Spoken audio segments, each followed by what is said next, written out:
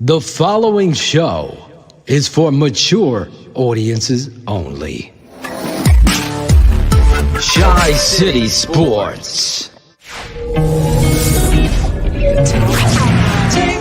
Announcing our patronage, and we are also announcing, because of you, the fan, that we're not going to put Bears Hour Live behind the Patreon wall. $7 a month for a subscription, for the charter subscription. As a way to give a small monthly sort of donation, if you want to call it that, to these guys for all the great content they're putting out and all the enjoyment you get from that. And you obviously get some premium content and you get access to things. But to me, the real benefit is that you're showing them how much you care about what they're doing. And I guarantee you, even hundreds or thousands of people wouldn't make up for the amount of hours and time that they're putting into doing this content. Watch the tape, and when you see the tape, you know the tape doesn't lie, and the tape doesn't lie. On the final play, you were. I mean, they made mention that maybe you didn't know it was fourth down. I can't imagine that was the case. So what was? It was 4th and 5. You think the shot there was great. Yeah, I knew we needed a chunk, and I was thinking about more yardage, and then it was bad execution. And we had a great opportunity there, so just didn't execute when we needed to. Say what? Say what? You gotta fight for your right. What y'all doing? How y'all lose the Chicago Bears? Y'all lost to Nick Foles? The Lions and the Bears are pretty much the same type of team, just the Bears got a better defense. Tom Brady, you a bitch for running off the field once the game is. You're not gonna shake Nick Foles' hand. Nick Foles 2-0, a savage against your stupid ass. Nick Foles? Nick Foles? Nick Foles? Yeah, bro. Bears gonna beat Brady. Holding offense. Number 72. 10-yard penalty. Reigns first down. Why Leno can't be great when we need great? Pull up the tape, never lie. I know I got a bitch in that tape, not see. You know the tape doesn't lie, and We got line problems, that's a coach in me. Pull up the tape, never lie. It's all about Charlie.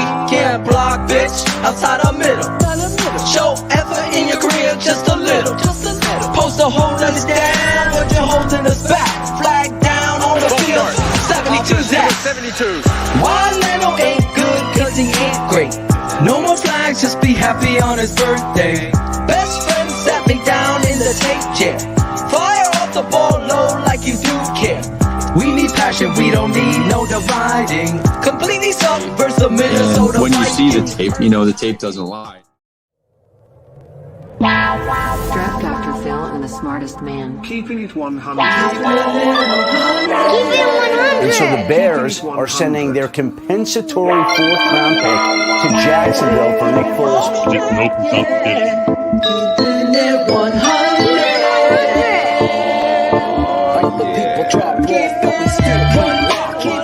I know we need to run the ball more. I'm not an idiot. Keep it 100. Keeping it 100. Open competition. Keeping it 100. Draft Dr. Phil and the smartest man. Chicago Bears select Cole Kmet.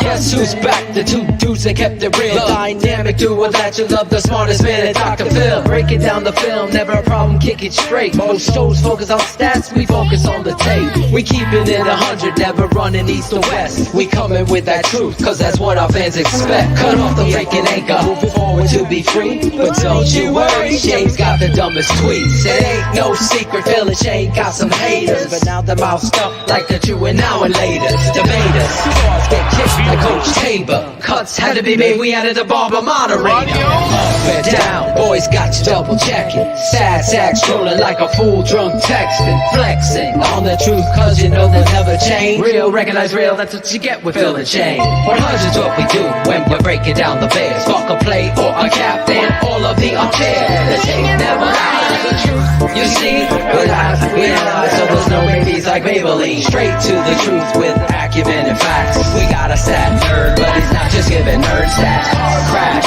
big impact like Max Sack. Every Wednesday night you got the smartest man and Phil back. Now we know you're smiling like a fat kid with fun dip. We're back better than ever and we're keeping it 100. Keeping it 100, baby. Keep it 100. Draft Dr. Phil and the smartest man.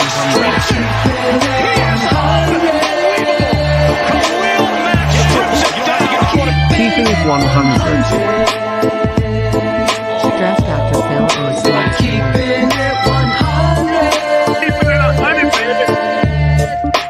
Keeping it 100. Draft Dr. Phil and the smartest man. Keeping it 100, baby. Keep it 100. Keeping it 100.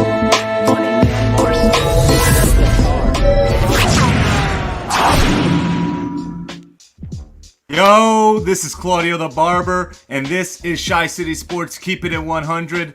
Listen, fuck a goat, fuck the haters. We're 4-1. That was a statement game right there. Under the lights, prime time. Let's go. Bring on the Panthers. Listen, we got a great show for you tonight. We got Brett Maly from Pawn Stars coming on to talk some prop bets and other things, other Bears stuff. And, you know, let's go. Let's get to it. So let me bring on the boys. Shayne, the smartest man, Marsaw. There he is. And Draft Dr. Phil Ottochian. What up, boys? Nothing like starting off a show with fuck a goat. Fuck a goat. That's right. Claudio's abusing farm animals tonight, man. It's gonna be a live show. Fuck a goat. He doesn't want to shake Foles' hands at the end of the game. Fuck him, man. I thought you were the Bullshit. guy with the helmet on. The no teeth. He was fired up. was he a Buccaneer fan? I don't know who that was. That was He awesome. was a Bears fan. Was he? Oh, He okay. sent me the video, man. Listen. He's from Southwest Indiana. Listen. I mean, I love after a win seeing those clips and that intro, Phil. I mean, that walrus picture. Did you have fun with the intro? That was hilarious. I did not see that until now. That was awesome. Everybody in the chat room was laughing it up. That was awesome. That was great. I gotta shout out Jeremy Plashinsky for totally making that walrus in the outfit and having fun and bringing a remix version, the Tape Never Lies version, Shayne, of the Charles Leno song. I've been calling this guy out for years. I think the other network thinks he's still good. I don't know. That's crazy to me. Like, I think the smoking gun is is under the couch, still smoking. If we can't figure this shit out with Charles Leno being a liability, do you know what gives me nervousness? Did you say the other network? Yes. Yeah, the other network. 0.0. Yes, 0.0. Oh boy, that's rough. Fucking dope. Rough.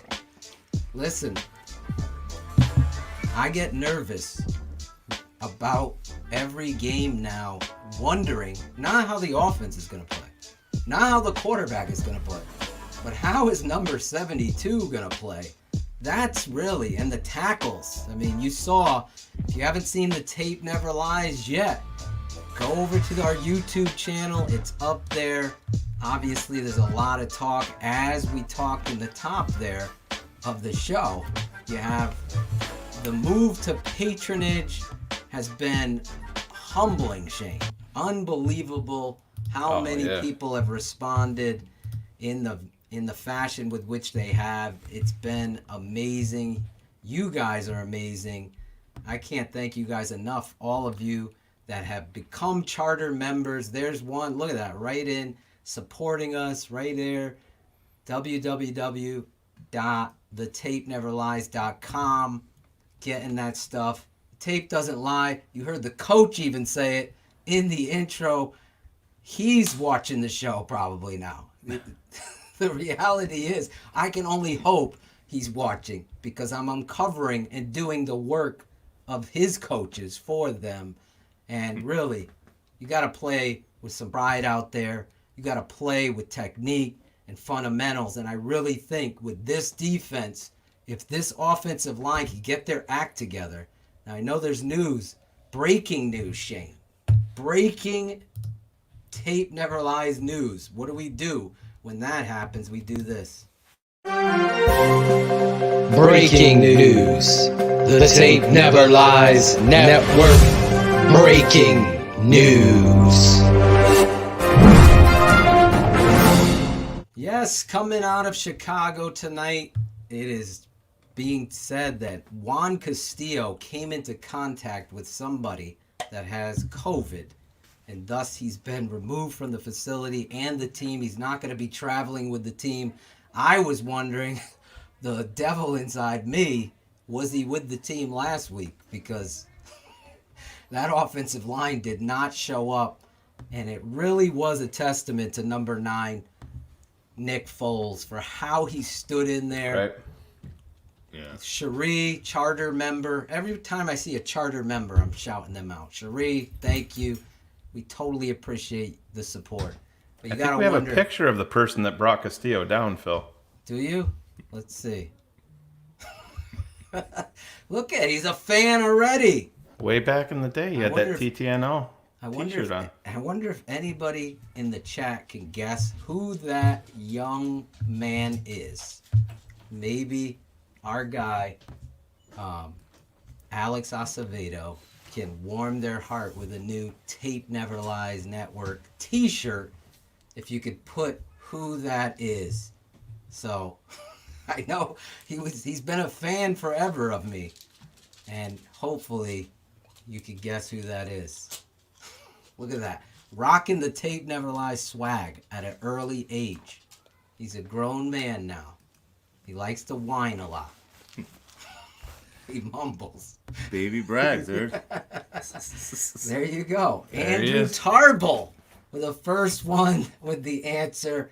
Just beating out our guy, the Haitian domination, Ralph Tribby, would have got it number 2. It wasn't Tom Brady, Alan. I'm sorry.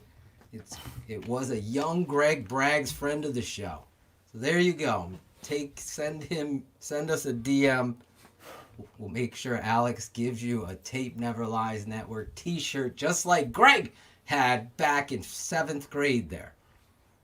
Little did we know that kid would start a network with nobody in the stands. Let me take the gum out of my mouth. Oh, I hate when I forget. Listen, big show tonight. A lot of stuff to get into. Got the business stuff out. I'm so humbled right now by the support that you've had. We have over 204 people subscribed to the Patreon network. Just clear this shit up. I love you guys. I love everything about you. But I have a family. Shane has a family, and we put in a lot of work and time and effort. This isn't a beg session. This isn't a bullshit session. This is $7 to help build this better and take care of our 23 family. cents a day, right? Somebody broke it down. 23 Somebody cents broke a day? it down.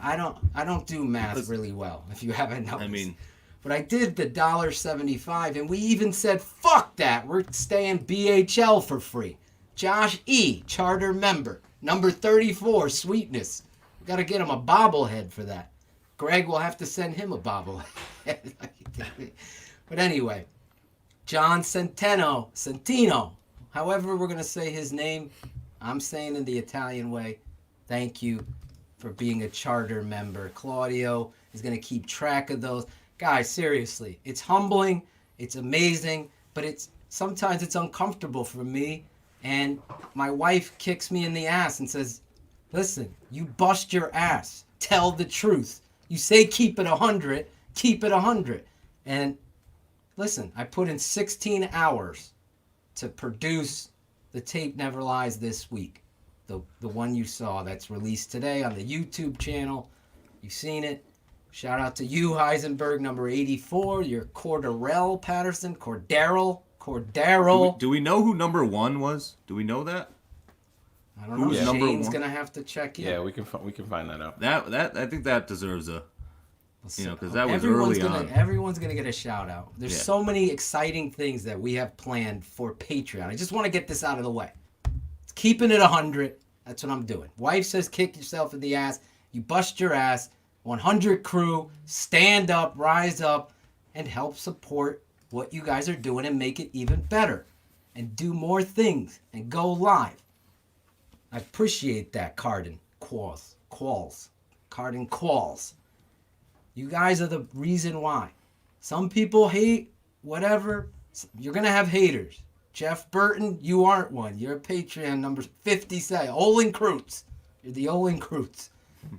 But this is what we're doing. And there's going to be a lot more than just the Tape Never Lies that's going to Patreon. The condensed version is going to be free. We said it on the show the other day. The long version is going to be there. We set up a private Facebook group. It's going to be Tape Never Lies All Access. And if there's another nickname we come up with, but that's what it is now. We will live stream shows there. We will go live and do coaches clinics where we're breaking down specific plays with you that you chose as a Patreon. I will break it down live with Shane there. Going to have a coaches X's and O's with the O's. There it is. The Tape Never Lies All Access. Be live watching games with Patreon members, Zoom calls.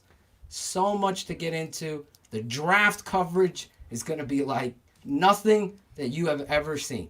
It's going to be live, instantaneous interaction. Thank you, A Panther 9, charter member. Going to be doing it all there. You'll get the invite soon. We figured out all the stuff. There's going to be a little hiccups there. That's why we're doing this now. So anyway, did I say enough about that, Shane? Did you Time for some football. Yeah. There you go. Let's get into this. Got the Panthers coming up. The Tape Never Lies came out. Like I said, Shane, probably the worst performance of offensive tackle play that I have ever seen watching the Chicago Bears. It concerns me. It's not a fabrication. This is something that people that I know that work in the NFL, that have coached in the NFL, that are analysts, that are giggling and laughing and wondering, how is this happening? How are you going to send a message to a locker room and say, Mitch is done and he's hitting the bench, but not this kind of shit? It's laziness. It's poor fundamentals and details, as Coach put it. He still fucking backpedaled and didn't want to put anybody on Front Street. No, Coach. We're talking millionaires, Shane. Millionaires. Yeah, I think you heard Jermaine Ifedi come out, and I think that it's been a focus. I mean, I know I'm hoping that it's been a focus, but the way that Jermaine talked about it, it seems like it has been. They keep on preaching details. And Phil, you know better than anybody when you're talking about the offensive line. That's exactly what it's all about. It's about details. I mean, you have to be perfect in your set. Know what you're doing each and every down, and you can't be soft as a pillow. Remember, the athletic pillow was the phrase that we came up for Shea McClellan. Now that gets transferred over to Charles Leno. Shout out to our boy Jose Cotto. Jose Cotto returning. We're going to have a reunion show. We got to reach out to Lauren Cox. Hello. Me, Jose, Lauren, and Shane. I am getting fired up because let me say this about Charles Leno and Bobby Massey. This football player, Nick Foles, showed me, I get goosebumps. I fucking love this game of football. Like, if you can't tell how much I love this game, I live for it. You know that everyone, maybe it's just me. I don't know. I talk to Shane probably more than anybody but my wife. And you have those moments of depression or you get down because the world is what it is. You might not have enough money, or you can't have enough time to cook. Whatever it is, your job sucks, your boss sucks, your supervisor sucks. You don't have a fucking PlayStation. You got an Xbox. Whatever's fucking bothering you. Shot at Jake. It bothers you, but then you think about that fall smell of football. And it just, I don't know, it just pulls me out of any kind of sad state. So then the cherry on top is that navy, orange, and white. And I'm like, oh, my Bears are going to play. And I get to watch that fucking team. And then the disappointment sets in. Because I know on a high school level, I would never allow that tackle to start and affect my other team. There's no fucking way anybody could tell me on any land or any continent or any football front office that Spriggs or Coward couldn't give you better at this point. I think I've uncovered the truth. Now everybody's saying it, as my boy Greg Braggs was saying today to me on the phone. Everybody's now following the Phil train. You were the fucking first guy pillowing, soft as a pillow, showing him lacking the fundamentals. Shane said it a few weeks ago. You think we're kissing each other's ass, other networks? We don't do that shit. If I fucking fucked up about Manziel, Shane's gonna fucking call me out, and so are all the... I stand on the front street of Phil. talks. We've been that way. We've been that way before we even started doing this. I mean, you and I are 2 decades deep in knowing each other, and we've always been built on accountability, even in not just when it comes to football, just in life. We've had crazy long talks on everything, and that's what it's about. But not to go off on that tangent too much, but Phil, back to the offensive line. You're talking about Charles Leno and accountability, how it goes to him and it goes to the coaches. He needs to step up even more because he's going to have a newbie right next to him now. James Daniels been transferred to IR. They elevate Sam Mustipher. That kid played with more heart. He did. After the fucking guy that's getting paid. There are guys like Cardin Qualls and Ryan Cox and Zach Sullivan and Alan Brancher and Joe Centino that fucking have pointed out. I've seen them on the YouTube channel. Once this guy got paid, Shane has said that on the other network. He said, this guy got paid, this guy got married, and all of a sudden was a different football player. Listen, I'm going to isolate on me now, Shane. This isn't personal. Let me get I want this to come just from me, okay? Because I'm talking to our fan base. I'm talking to the Chicago Bears, okay? And you fans. I can deal with mistakes and mishaps. I can't deal with a veteran professional not playing full bore, not giving full effort. And I'm talking about the final drive when you're down and your quarterback standing in there trying to make a play. And you have the audacity to usher him in. Like I said on the fucking tape never lies. 7 o'clock on the dot. Fucking Leno's worried about a drop top. He's just pushing him right into the fucking guy. He's lucky he's fucking standing straight. How Coach Nagy could not hold this man and that team, not hold this guy accountable for that play is beyond me. So anybody, any fucking network, any fucking writer, any person, unfollow them. Tell them, like, what are you talking? Football acumen is one thing that they lack, that people lack. Like, average isn't okay. Below average sucks. Strive to be better. I had to get that fucking shit off my chest, Shane. Effort is all I would ask. All I would ask. You think I'm fucking searching for Charles Leno mess-ups? No, it's not there. I'm looking for Charles Leno to say, I have fucking pride. This game matters. I love this team. I love my brothers. That's the stuff that's what championships are built by. You think the Bears go to the fucking NFC Championship with guys that don't give a shit, Shane? Absolutely not. You think Keith Van Horn, everyone talks about the 85 Bears.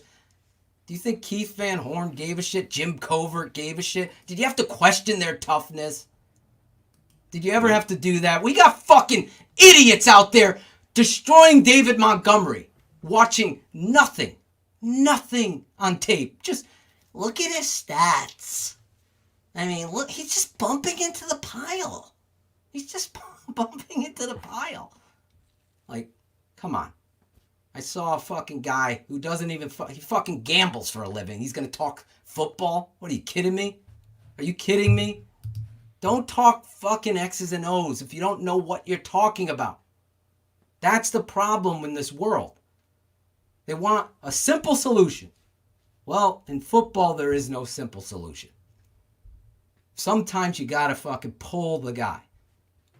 Do you think it was easy for Coach, what's his name? Bill Walsh to turn the page on Joe Montana?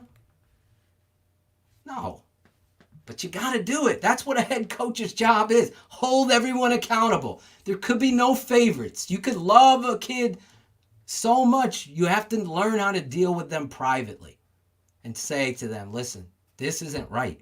That's why it was such a big to-do that Shayne sent me that video footage of Coach Nagy admitting that he's not doing these group sessions in front of everyone and saying, look at you right here. Yeah, not until this season. Not until this season.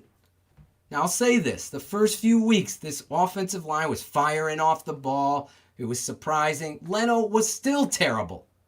You saw it on the tape, never lies. Thank you, Josh. I love the fact that people aren't afraid to give a compliment and keep it up. Keep it 100. Anyway, that's my Leno rant because I blame Chris Sandlin and Ryan Cox for getting me amped up about this shit before the show, talking about Leno being not that bad. Are we fucking serious? No, that's terrible. Anyway, where's Claudio? There he is. Claudio. He's got himself on mute. Just his first show, folks. He's a big dumb animal. Not a walrus, though. Not a walrus. So we got waiting in the wings our guest. We got our guest, Brett Maly. Our guest is in the green room? He is. He's here. He went and got some dinner. He's all full. He's ready.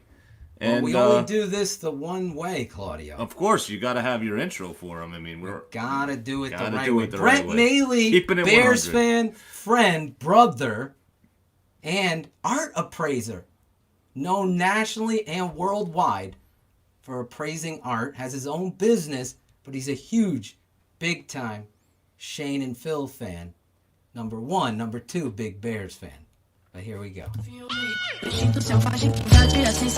This rabid Chicago Bears fan is also a fine art appraiser for Art Encounter in Las Vegas, Nevada. He appears regularly as the art expert for History Channel's internationally syndicated show, Pawn Stars 100 Crew. Put on your white gloves and don't touch that. Let's give it up for the man, the myth, the fine art legend. Let's give it up for the Tape Never Lies family. He's Brett Maly. Oh, there he is. How you doing, guys? That was awesome. Phil, man, my compliments. That was awesome. I couldn't have done a better greatest hits video if I put it together myself. That was great. So, Brett, true story behind this is how I got to get a new nickname. I'm sorry. I got to be called the hardest working father in show business because I'm on throwing the football with the kids, producing that on the football field today with my son between passes. Oh, are you always on the phone talking to mommy? I'm like, I'm talking. You don't even get to explain it at that point. But right. Yes, Brett, you deserve that, brother. Guys. Thank you. Not only is Brett a huge Bears fan and whatever, but he's a Patreon subscriber, Brett. Number 200. Number 200 Number on the 200. nose. I couldn't believe amazing. it. I went on. I was thinking you guys might be creeping up to 100, and next thing I see, it's 199. I'm like, well, crap, we got to even that out. So Here he is, Brett Maly. Look at that. Bear in Desert. Follow him on Twitter. Brett, how did you find us back in the day? Tell the story, and then talk about now? Well, I mean, I found you guys because, quite frankly, I used to, back in the 90s, I'm sure Shane, Phil, you guys remember just how bad talk radio used to be. I mean, you used to listen to sports radio. You'd be listening for hours just to get like a 30-second segment where they talk about your team. And usually they'd screw that up and they, so it's still bad now. Yeah, right? It's horrible. It's horrible. And so, yeah, I started searching the internet. I found you guys. I never turned back. And I think I've told the story before when I've been on. You guys have gotten me through some tough times. There's been times where, hell, I mean, being a Bears fan will make you want to slit your wrists, But having you guys, talk us off the ledge. You guys have talked me off the ledge a couple of times. I can't thank you guys enough. You work so hard. You're so knowledgeable. And I'm proud of you. I'm really excited for your Patreon. I'm happy to support you guys. You guys deserve it.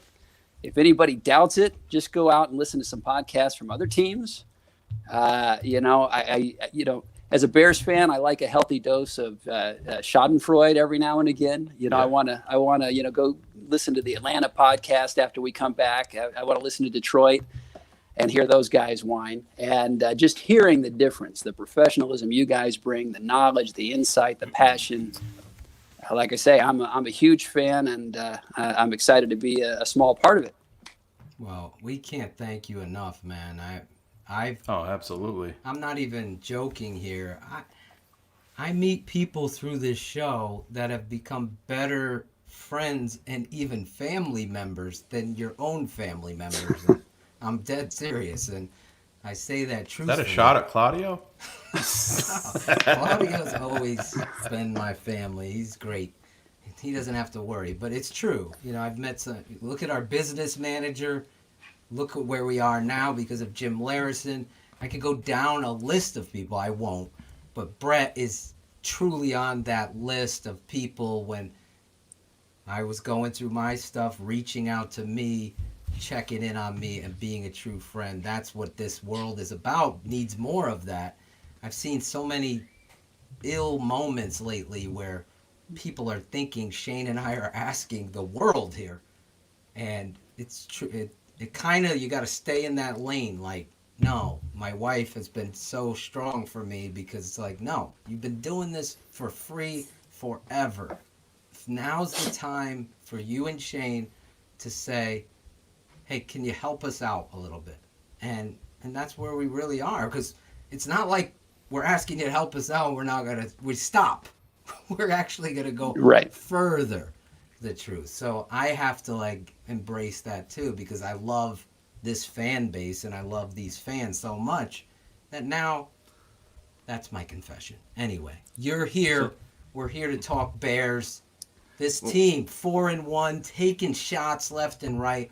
It's almost like, the same old, same old. We always get to this point where you're not respected. You're not. Right. It's so hard to win in this league, yet every time you do, despite the circumstances or overcome things like you saw against the greatest of all time, Tom Brady, you're still not going to get that respect. So it goes back to the old mantra, you don't get respect, you take respect.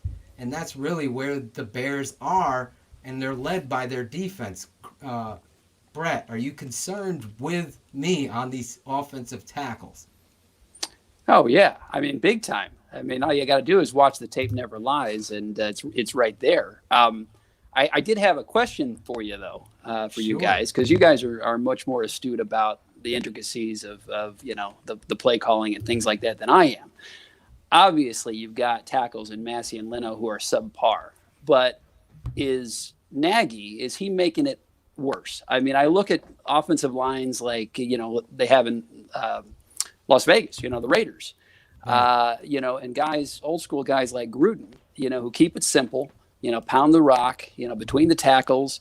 I think he's getting a heck of a lot out of his offensive line, which when you look at it, I don't think, is as solid as far as just talent as the Bears. So how much of it do you think is, Nagy exacerbating, the bad play with his play calling and exorbitant, gimmicky schemes? And how much of it is just the fact that we've got crappy left tackles and right tackles? Well, I'll start off because Shane was taking his proverbial Mitch Trubisky sip. Gotta have it.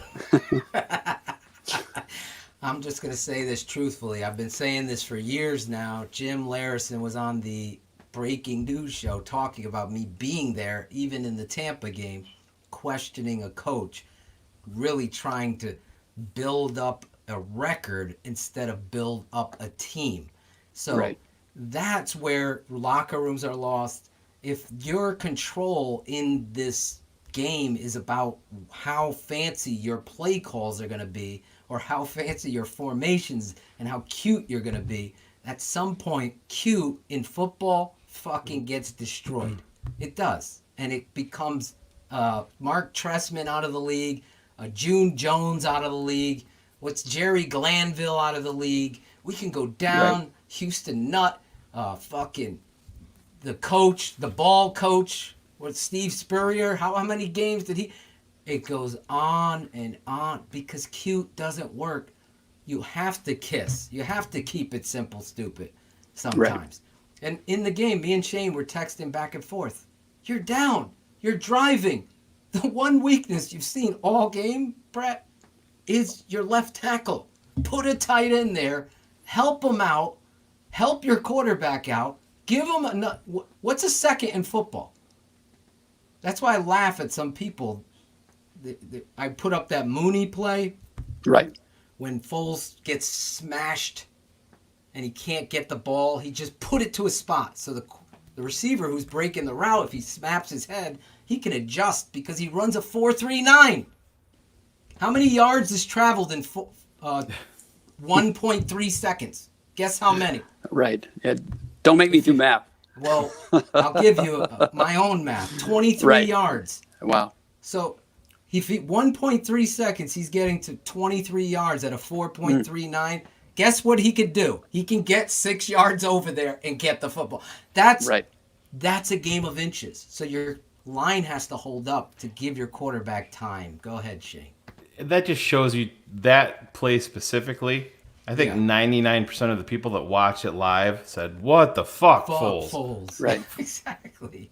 Then you step back and do what we do at this network and do things. And Phil called it out after the first time when I think you said, Phil, the first time you watched it, said the same thing. But then when you see it, the devil is in the details.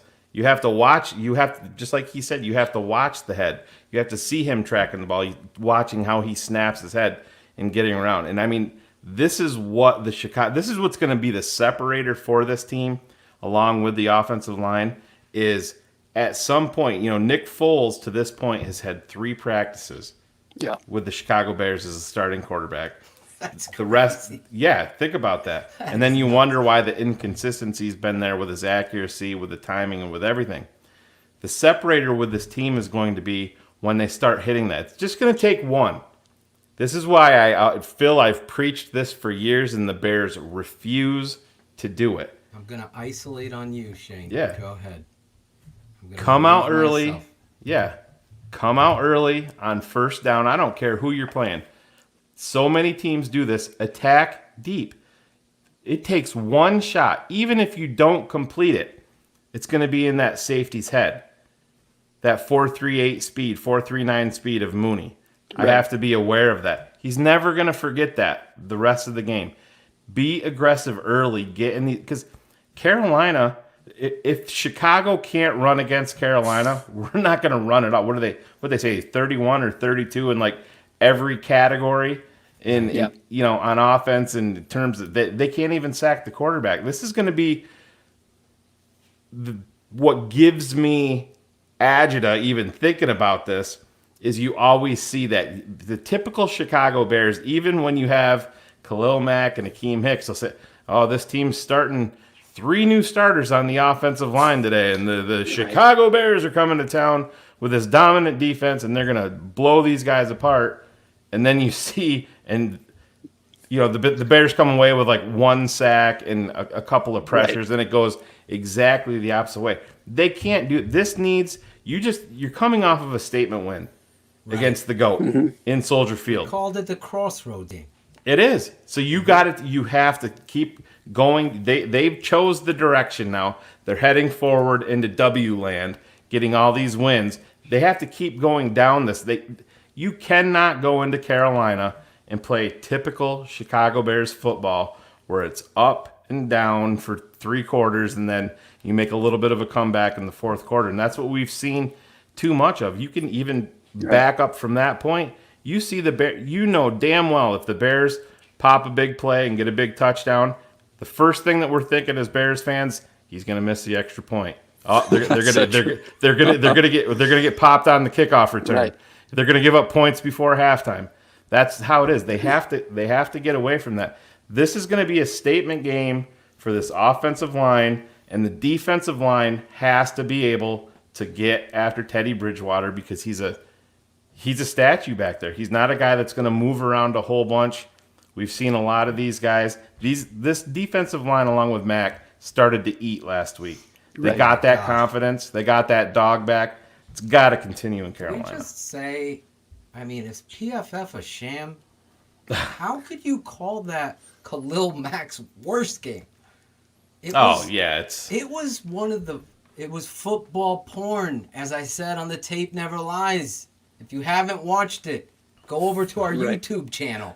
Watch this fucking man put on a show and display. It's like, it's a Picasso, Brett. Right. It's fucking Leonardo da Vinci's painting a perfect showcase of pass rush prowess. It is a man-child. My father called me. He's like, you know what he has? He has such short area strength and agility. Right. His power just overwhelms an opponent. It's almost like Mike Tyson's short area uppercut. Like, if you fucking walked into that punch, you are gone. And once he gets by you, it's a fucking clinic. Ocean Myers, perfect timing, a football pass rushing dictionary. It would be the encyclopedia. How do you pass rush? If you watch that one, and I put it in the open because it was so impressive, and so many fans, so many people, Shane and I would fight forever. Are you fucking stupid? Like, how stupid are you to think that Mac is overrated or a waste of money or any of those narratives? That's called worrying about one thing. That's called looking at the sack column in the stats. Oh, God. And if you see 0 sacks, he's not doing what he's supposed to be doing. Phil, you and I talked about watching Khalil Mack, and Brett, you can chime in on this too. I made the comment to Phil after the game, once we get the all 22 and start watching Khalil, if you just focus on him solely, when the Bears are on the clock at the draft and every Bears fan is sitting there wondering, who's it going to be? You get those butterflies, your juices are flowing. I get that way just watching Khalil Mack on the all 22. And that alone tells you how special of a player he is. And if anybody is out there saying that he's not worth what they gave up for him, he's not worth the contract that they paid him, simply doesn't know football, or they just want to be a jackass and be a contrarian. That's all I can say. But Ray Perez is right too. Simply fucking underrated the work that he does setting the edge, following down on the freaking outside zones when people try to do it. He's coming flat down the line and he is fucking ripping hand. The one thing I love about him so much so, almost like Lawrence Taylor, was he's more worried about stripping that fucking ball out. Yeah. What is that? To a fold. I used to teach my kids. I'm like, okay, go for the sack, but go for the ball. You're getting the sack and you're getting us the football back. That kind of stuff, and in the dominating fashion that it is, really gets me amped up. I hope we went away from the Nagy question, but I went over there because it just happens like that. My brain, I don't know. But the reality is, Coach Nagy, going back to that, your question, he makes me very nervous. He doesn't understand situational football. Shane and I disagreed on BHL after every Bears game, we go live for free, Shane. See? For free. Keeping it free for everybody. We didn't do the Patreon wall. We go there and we were arguing about, what did you feel about that final drive there? The Bears are up, obviously with a field goal. It's going to force a 4-point, game and make Tom Brady beat you. Or are you going to throw that fade jump ball to Allen Robinson or run the clock down and force the timeout and hopefully kick a field goal and win it like that? Yeah, I was in favor of him going for the throat. I'll be honest. Okay, so that with Shane. I'm with Shane. If Allen Robinson makes that catch, and that's a catch, he makes 8 times out of 10, 7 out of 10. The game's over. They run out the clock.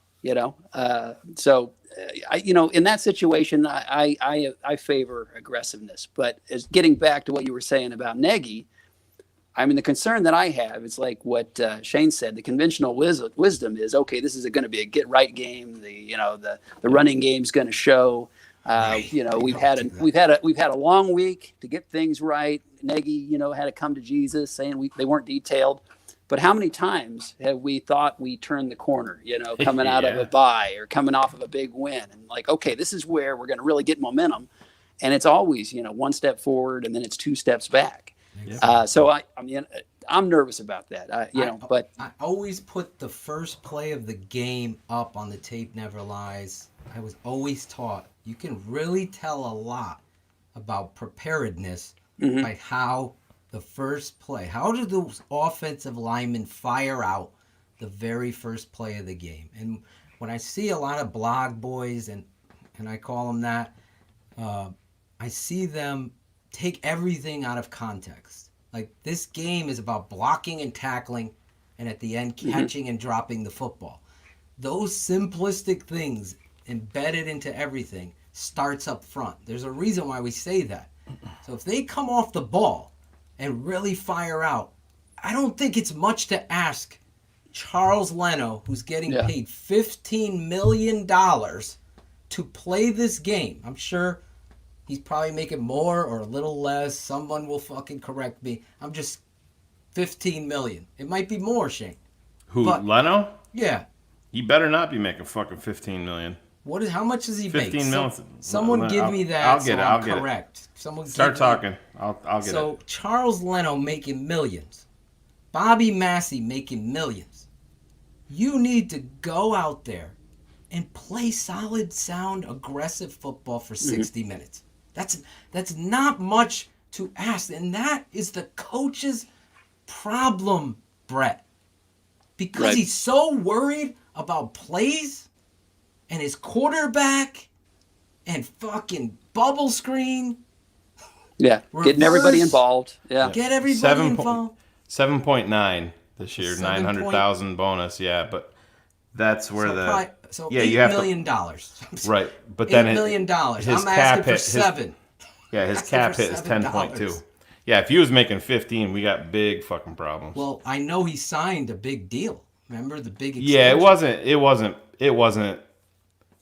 wasn't catastrophic to what they did. $37 million he signed for. Look at that. Yeah, 20. Look at this. Jeff Burton, one of our Patreons, right there. Jeff Burton. Nice.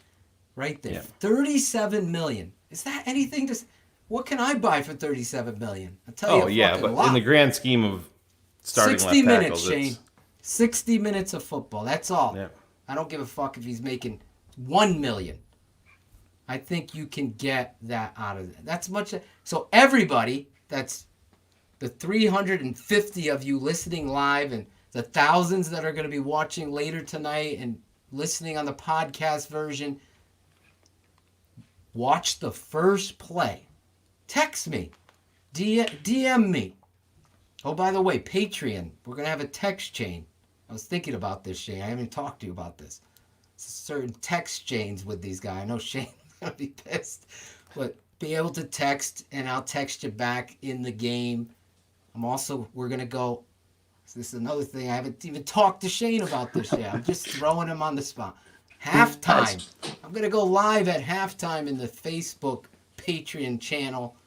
I'm going to talk to you guys. We're going to go over the first half, take some questions, fucking throw down before during the halftime. I'll be the It's guy another thing in duct taping the DirecTV remote back together because I'm getting low. I get so fired. I love this game so much. I love this team so much. They deserve a championship. That's why I'm hard on the truth. I can't. Right. I'm like you. When I hear radio, I stop listening to radio. Shane got me a free subscription. You can get Sirius for free. I don't want to listen to Sirius. They're fucking running narratives. What am I going to listen to that shit for? I have my own thoughts. I'm going to watch the tape. I didn't play fantasy football, Brett, this year. All I did was focus on what we're going to do with this network and how we're going to make it the best. And the feedback, the numbers, the people, the freaking fire and passion. If you don't like swearing and passion and energy and emotion, this isn't the locker room. This isn't the team. This isn't the 100 crew for you. Exactly. Let's go. Right. Brett, let me ask you a question that I want to get off the offensive line a little bit and talk about the quarterback situation. Right. I think we were all, hoping that Mitch could put it together and figure it out. Didn't exactly get to that point. Obviously, they pulled the plug, put Nick Foles in. Just as a fan and as a Chicago Bears fan, and we've been all over the map at the quarterback position. Right. What are you seeing? Do you have a thought on Nick Foles? Do you feel different? Do you think that he's got a calmer demeanor? Do you feel more confident in what he's doing at the line of scrimmage, talking to like he literally told Charles Leno who not to block the other day in the game? It's right on Is tape. that right? Don't block him, and he still went and fucking blocked him God. tried to block him, I should say. But do you feel that as a fan when Nick Foles is out there that he's kind of got it under control? Absolutely. And, he had that little tete-a-tete with Nagy at the side. I mean, that wouldn't happen in a million years with Trubisky. Right. So Hugo to have was talking about that, Claudio. Put Hugo's, sorry to cut you off. That's Hugo all right. Munoz. I'm trying to keep everybody involved. Look, the rhythm, the no huddle, Brett, that you're talking about. Go ahead, talk on that. Yeah, I mean, you just sense that he has it under control. There's a calmness. He like I said, he can challenge Nagy. When Nagy comes up with some harebrained schemes, Trubisky is just going to run it. Whereas Foles is going to challenge him and say, no, let's try this, let's do this, and you can't help, even if you're a Trubisky fan, and I'm a Trubisky fan. I would love for him to still succeed. Seeing that we're 4-1. And we got a really good chance of getting to the dance. I think just about anybody, even the most ardent fan of Trubisky, would say, if we had to win 3 games in the playoffs, who's going to give us the best chance? Who has the best chance of getting hot, getting on a roll, not making a dumb mistake, not getting frazzled? It's Foles. Now he's just got to get there. I'm a little worried, as you guys both are. Right. I know that he'll survive. I mean, he took about 4 games worth of hits in that Tampa Bay game. Absolutely, and it's been his pattern over his career to be a 4 or 5 game stretch guy, because I think he's never played more than 12 or 13 games. Yeah, in a season. Yeah. That's a big deal. This guy upright. I mean, Nagy, if that's your best anger and agitation, Nagy, we need to hire me as the coach. I'm serious, because Nick Foles showed so much toughness. I mean, if you hate Nick Foles, you gotta freaking give him a fucking salute.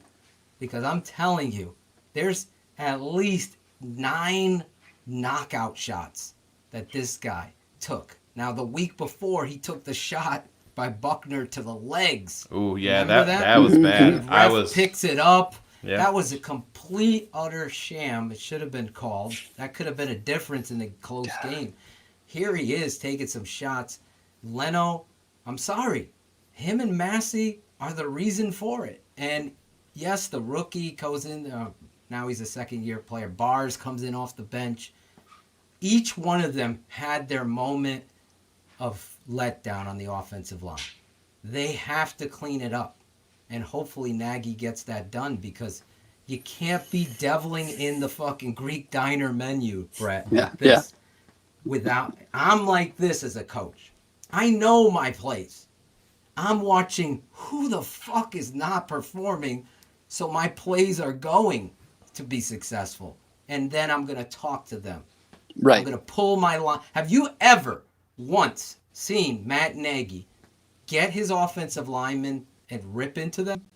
No. On the sideline? No, you didn't. That's what a head coach needs to do. Embarrass them. I'm even Mark scared. Trestman. I'm scared. You know, Mark Trestman, for all, you know, he's a punching bag and rightly so. I remember, I think it was his first year coaching. He was running out the clock. He ran the ball, I think, 8 or 9 straight times to run the ball, to run out the clock. You know, Nagy's head would explode. I mean, there's no way he'd run it 10 straight times. He couldn't do it. He just can't do it. It's not in his DNA. Get cute. You know, he maybe do it 2 or 3 times, but no more. Talking about running the football, Brett, we have some rumors out there, and I know the chat is going to be fired up about this, about potentially seeing this in our future in Chicago. That's Le'Veon Bell, running back. It looks like he stole Bush's.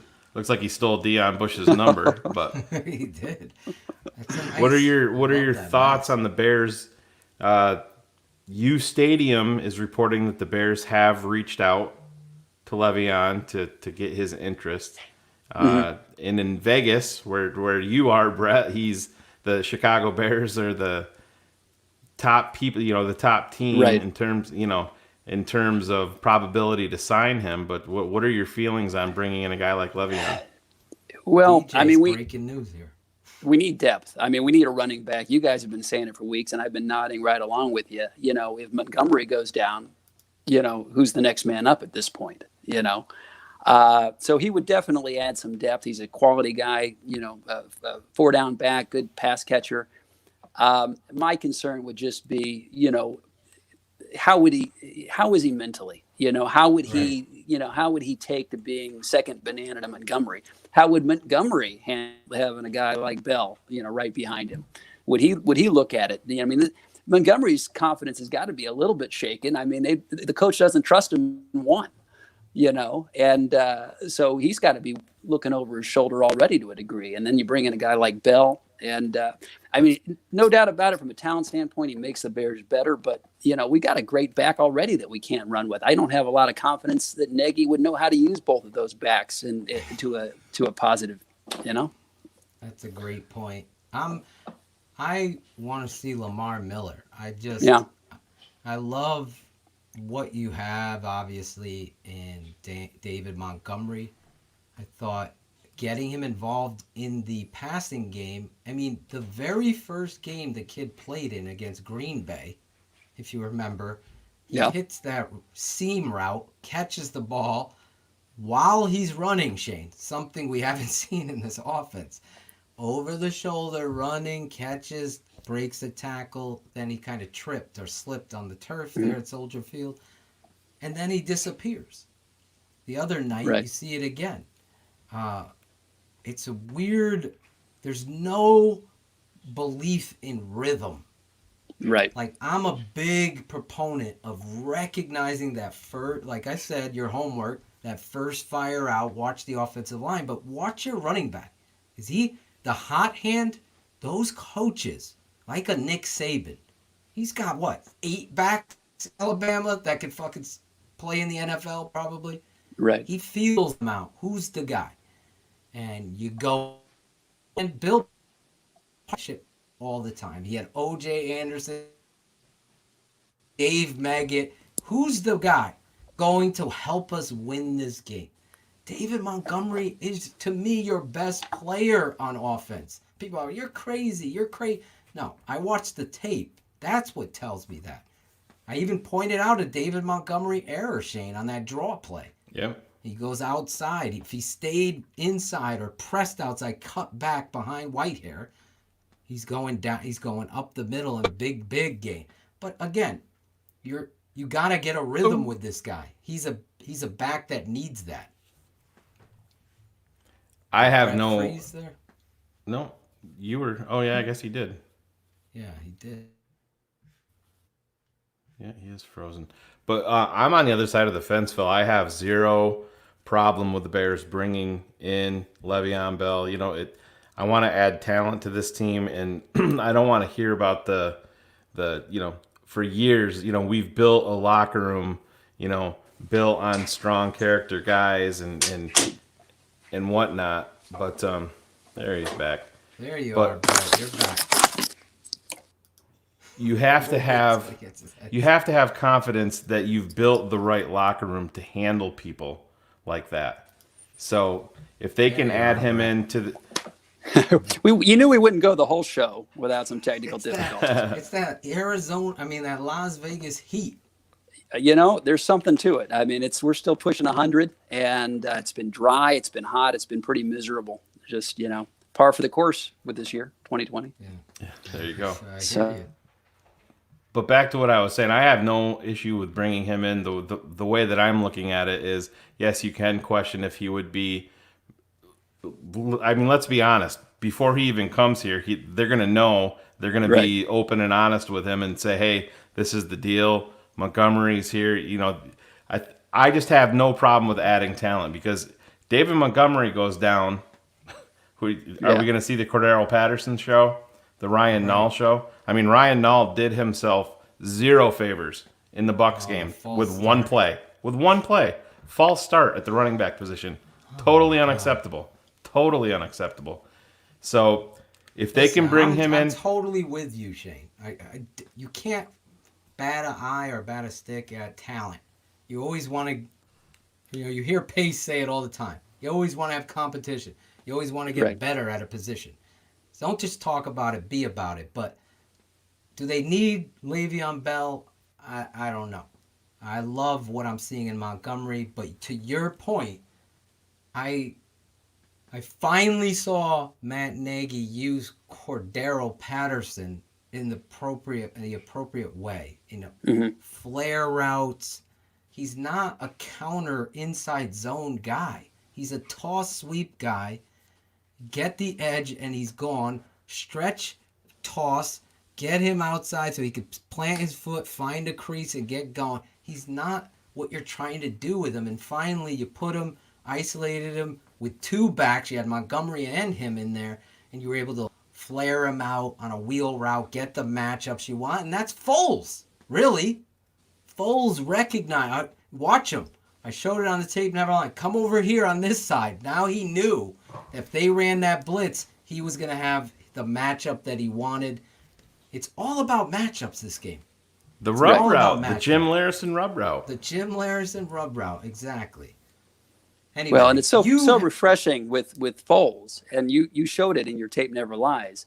You see him, reading the defense. You see him making the progressions. And it's obvious. Whereas with Mitt, get it sometimes panic and throw to the first read. Sometimes he'd throw it, didn't matter. Just throw it up for grabs. Whereas with Foles, you really get a sense, as Shane said, he's in role. He may not always make a picture perfect pass, but it very rarely goes to a spot that it should. Yeah, I'm excited. DJ in the chat, I think, has written in there 27 times at this point. There's only 87 rumors on Le'Veon Bell. We get your point, DJ. Holy shit, calm down. DJ is our insider. Well, you go on Twitter and it's Le'Veon Bell is close to signing with the Bills, close with the Dolphins, close with the Bears. Maybe it is. I mean, maybe he will be a Chief. That'll be impressive to add him to the Kansas City Chiefs. To the Patreon, hopefully he's a Patreon subscriber. We can make him our insider. Oh, yeah, DJ's got an update. Le'Veon Bell is most likely signing with the Chiefs, according to a source. I missed the other 47 messages in the chat from DJ. We hear you, bro. Jesus. Listen, you're in Vegas. Right. I know you got some bets and some things that we're going to go over here tonight.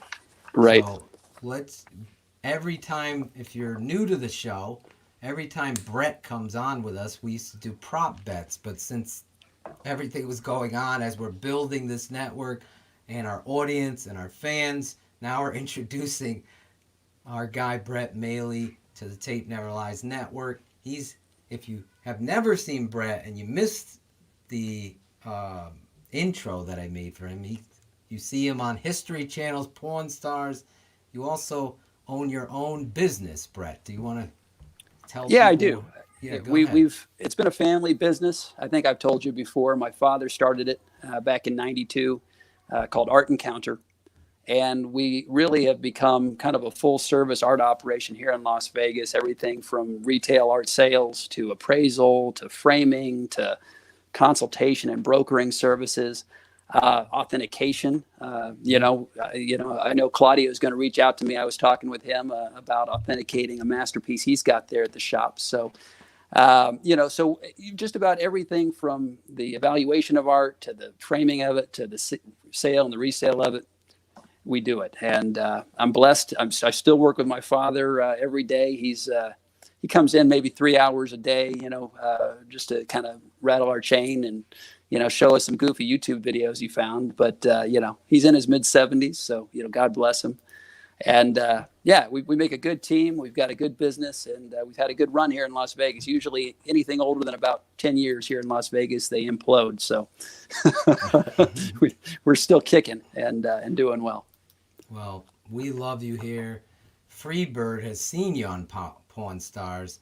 Shayne's family are big fans of yours. Well, Ela was born and raised in Czech Republic, and her father is a huge Pawn Stars fan and knows who Brett is and is all excited. So if everything works out with COVID, they want to come. They're going to come over next summer, and number one That's stop. awesome. His request is to head out to Vegas. So we're going to hit you up when we get out there. Well, Maly, as he knows, that's as Czech as you get. Yeah, yeah. So I used to go back. I haven't been back in a few years, but we have a family reunion every year in a place called Yukon, Oklahoma. Yeah. Which is one of the largest Czech hubs, in the middle part of the country, and they have a Czech hall, and it was great. We'd go there, we'd eat kolaches, do the chicken dance, and it was a lot of fun. I haven't been back in a few years, but I'd love to, talk some Czech with them. That'd be awesome. Absolutely, yeah. We'll hit you up next summer as long as this COVID thing gets sorted out. If it didn't happen, we would have been there for the draft at the Maly. I know. Yeah. Gosh, and I've got an extra room, So, you're making me bunk up with Phil? yeah, we got a trundle. We got one with the bed and the one with the trundle. Is there a bunk bed? Maybe. I don't do Braggs and Barlissimo. I don't sleep together with another man. I just can't do it. But that's just me. Anyway, let's get into these. What do we have on the table? I don't have a full prop thing. I mean, they didn't do props really this year, but and props, especially in future betting in this day and age of COVID, that's gambling. I mean, that's really gambling because from week to week, you don't know who's going to play. You don't know what games are going to be canceled, postponed, and all of that. But I did pick up the futures odds for the Bears. Just kind of wanted to see what they were now that they're 4-1. What they might be for the championship game and the Super Bowl. And just to give you an idea, playing off what you guys said at the beginning, to give you an idea of the respect that Las Vegas has for the Bears, at the start of the year, this is the beginning of the year, this is pre-draft, this is it says opening line January 24th, 2020, the Bears were 30-1 to win the Super Bowl. Since that time, we're now 4-1 near the top of the division. Our odds are 50-1. Going the wrong way. They're going the wrong way. I don't know how that works. Yeah, I have no idea how that works. How the odds get worse. I mean, like I said, to me, they're halfway to the dance. Isn't there expanded playoffs this year anyway? Yeah. Right now I believe it's around 60 to 64%. Probability to make the playoffs. Not on PFF. I think we're at 48%. Yeah, PFF. They have that's exactly what they are right there. Right. We need a PFF song, and Shayne, you just freaking hammered an idea in my head, Well, when we have our reunion show, one of those when we have our reunion show and have Lauren back on, we'll have to hammer away at him because he is PFF Bears on Twitter. That's Lauren running that account. So we'll have to get some info. Maly, what are the odds that you're giving Lauren will return for the show?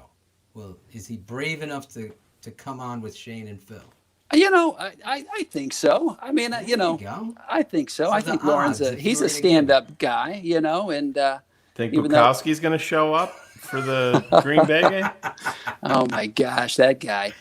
Yeah, yeah. So, I haven't listened to the dumbest tweets. Has he already filled the? He's not making an appearance. No.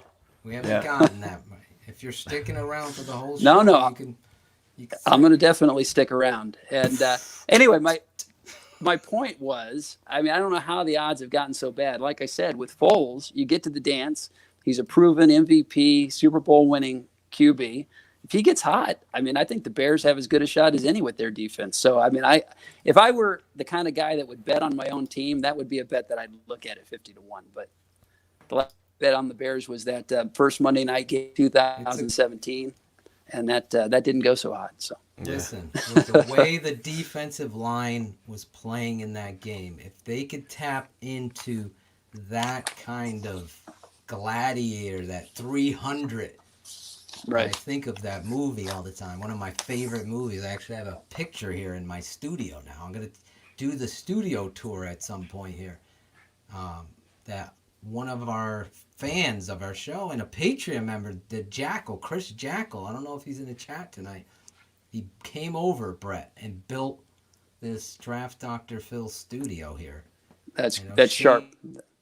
He's so fired up. But I could show you the soundproof ceilings there. It's pretty intense in here. But I have a picture of Bob Marley. Maybe you can appraise that pic. Yeah, let me see. Have you come. Can you pivot the camera? Yeah, there's the 300 back there. It's $12.99 at Target when you bought it. Very good.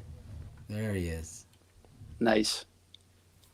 Redemption song. That's gonna be playing when we beat the fucking Packers' ass.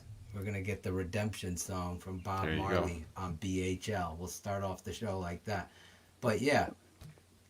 Let's worry about Carolina first. 4-1 heading to Carolina. Big concerns for me are obviously the offensive line, but like I was saying, if the Chicago Bears can tap into that dominant performance that they put on up front. Yes, Danny Trevathan continues to kind of struggle one play, the next play he's playing like the old Danny. There's no consistency there. I kind of, after watching the tape, I put it up there. Me and Shane were hard on Roquan missing some of those tackles. The first one he missed, and he totally fucking picks himself up and does the anti-Leno, runs it down and tackles and makes the play. The next one that looked like a whiff, he was pushed in the back. So it totally took him off his line and track of tackling. When you're going in for a tackle, you want to keep your neck bolt and you want to keep your eyes up and your shoulders square and go in. He does perfectly sound. So just think about you're reacting in an instant and someone pushes you off your target, you're going to miss. So it looked like a miss. Troy Aikman and company called it a miss. And then when you look at the tape, you see that he was actually clipped. So that's if people aren't watching the tape never lies, they're really doing an injustice to themselves, because I was going to comment when we were talking about Mac. The thing that impresses me about that is when you do your analysis, and I mean you do like 35 minutes worth of analysis, you'll be talking about a play that you don't even mention Mac's name, but you watch Mac and he's making a difference. Yeah, exactly. And we've had pass rushers that have been dominant, like Julius Peppers, but guys like that would take off, a play for every play that they made an impact. Exactly. Mac doesn't take a play off. And, that's the thing about your tape never lies. I mean, I'm learning so much, and I'm learning nuance. I'm learning what to look for. Again, you just listen to the talking heads. You're only getting one side of the story. You're getting a crappy replay. You start thinking, oh yeah, maybe Foles, that was his fault that he, overthrew Mooney, or, some of the other different things. But you like I said, I'm a huge fan of you guys, and I always will be, because you're about the best game in town, really, when it comes to that. The analysis. Thank you, yeah, absolutely. Well, that's why Absolutely. Shane and I wanted to start this network. Obviously, it's well-documented drama, negotiations turned into craziness that we've talked about, we've addressed, we will address, maybe. I don't know. 0.0.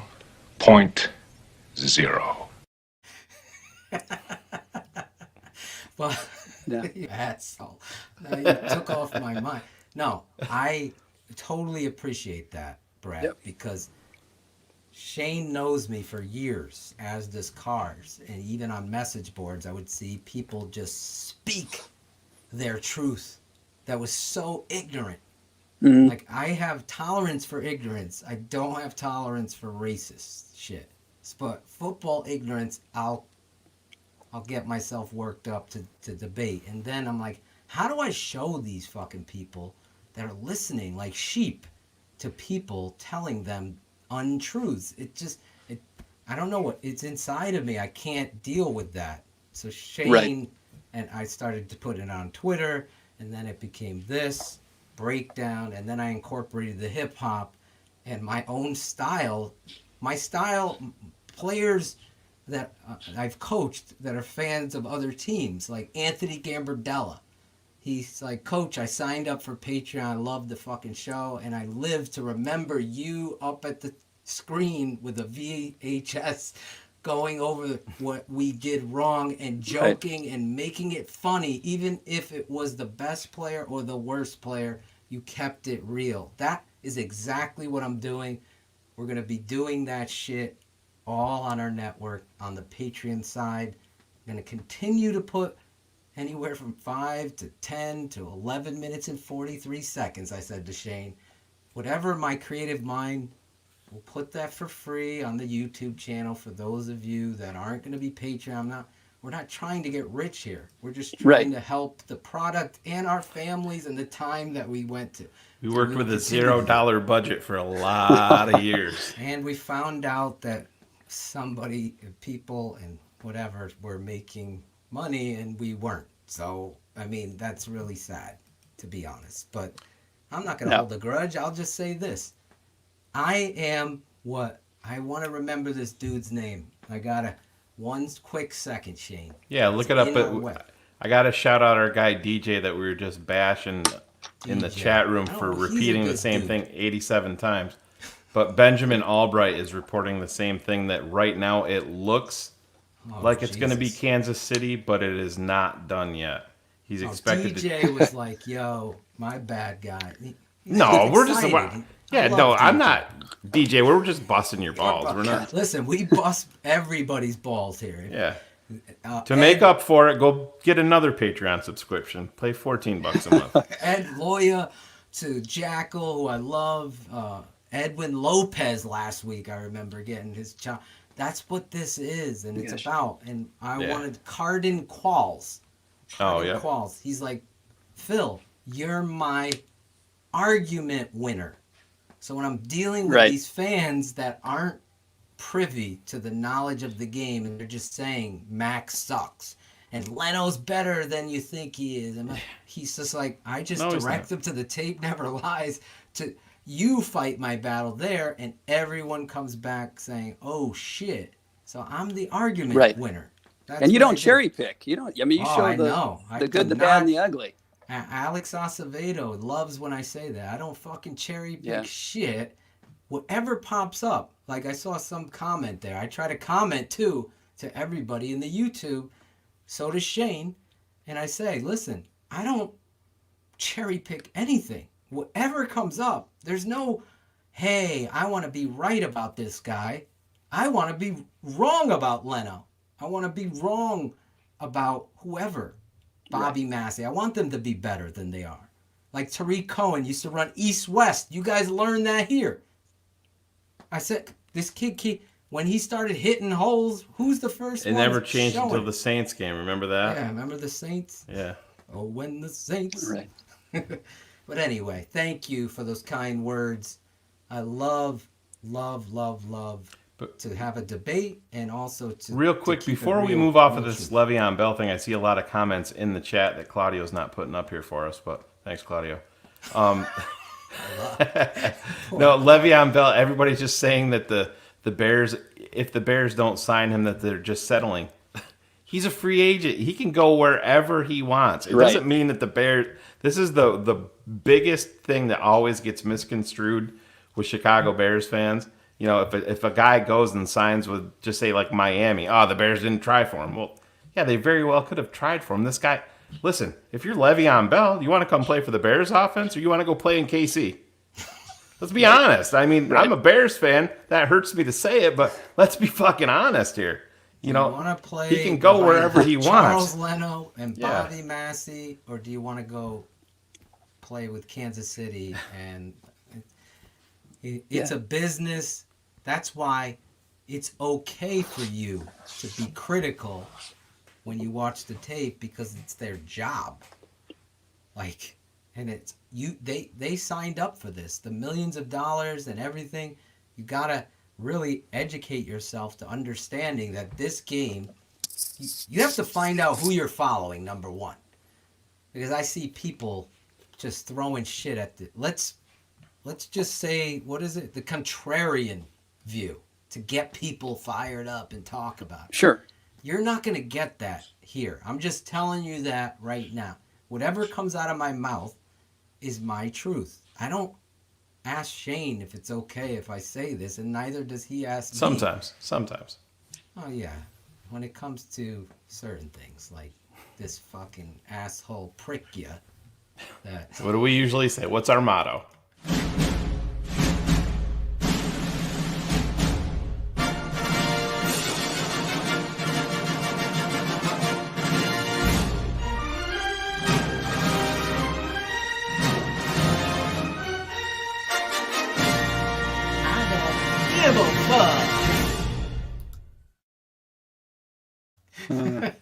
That's a TTNL way.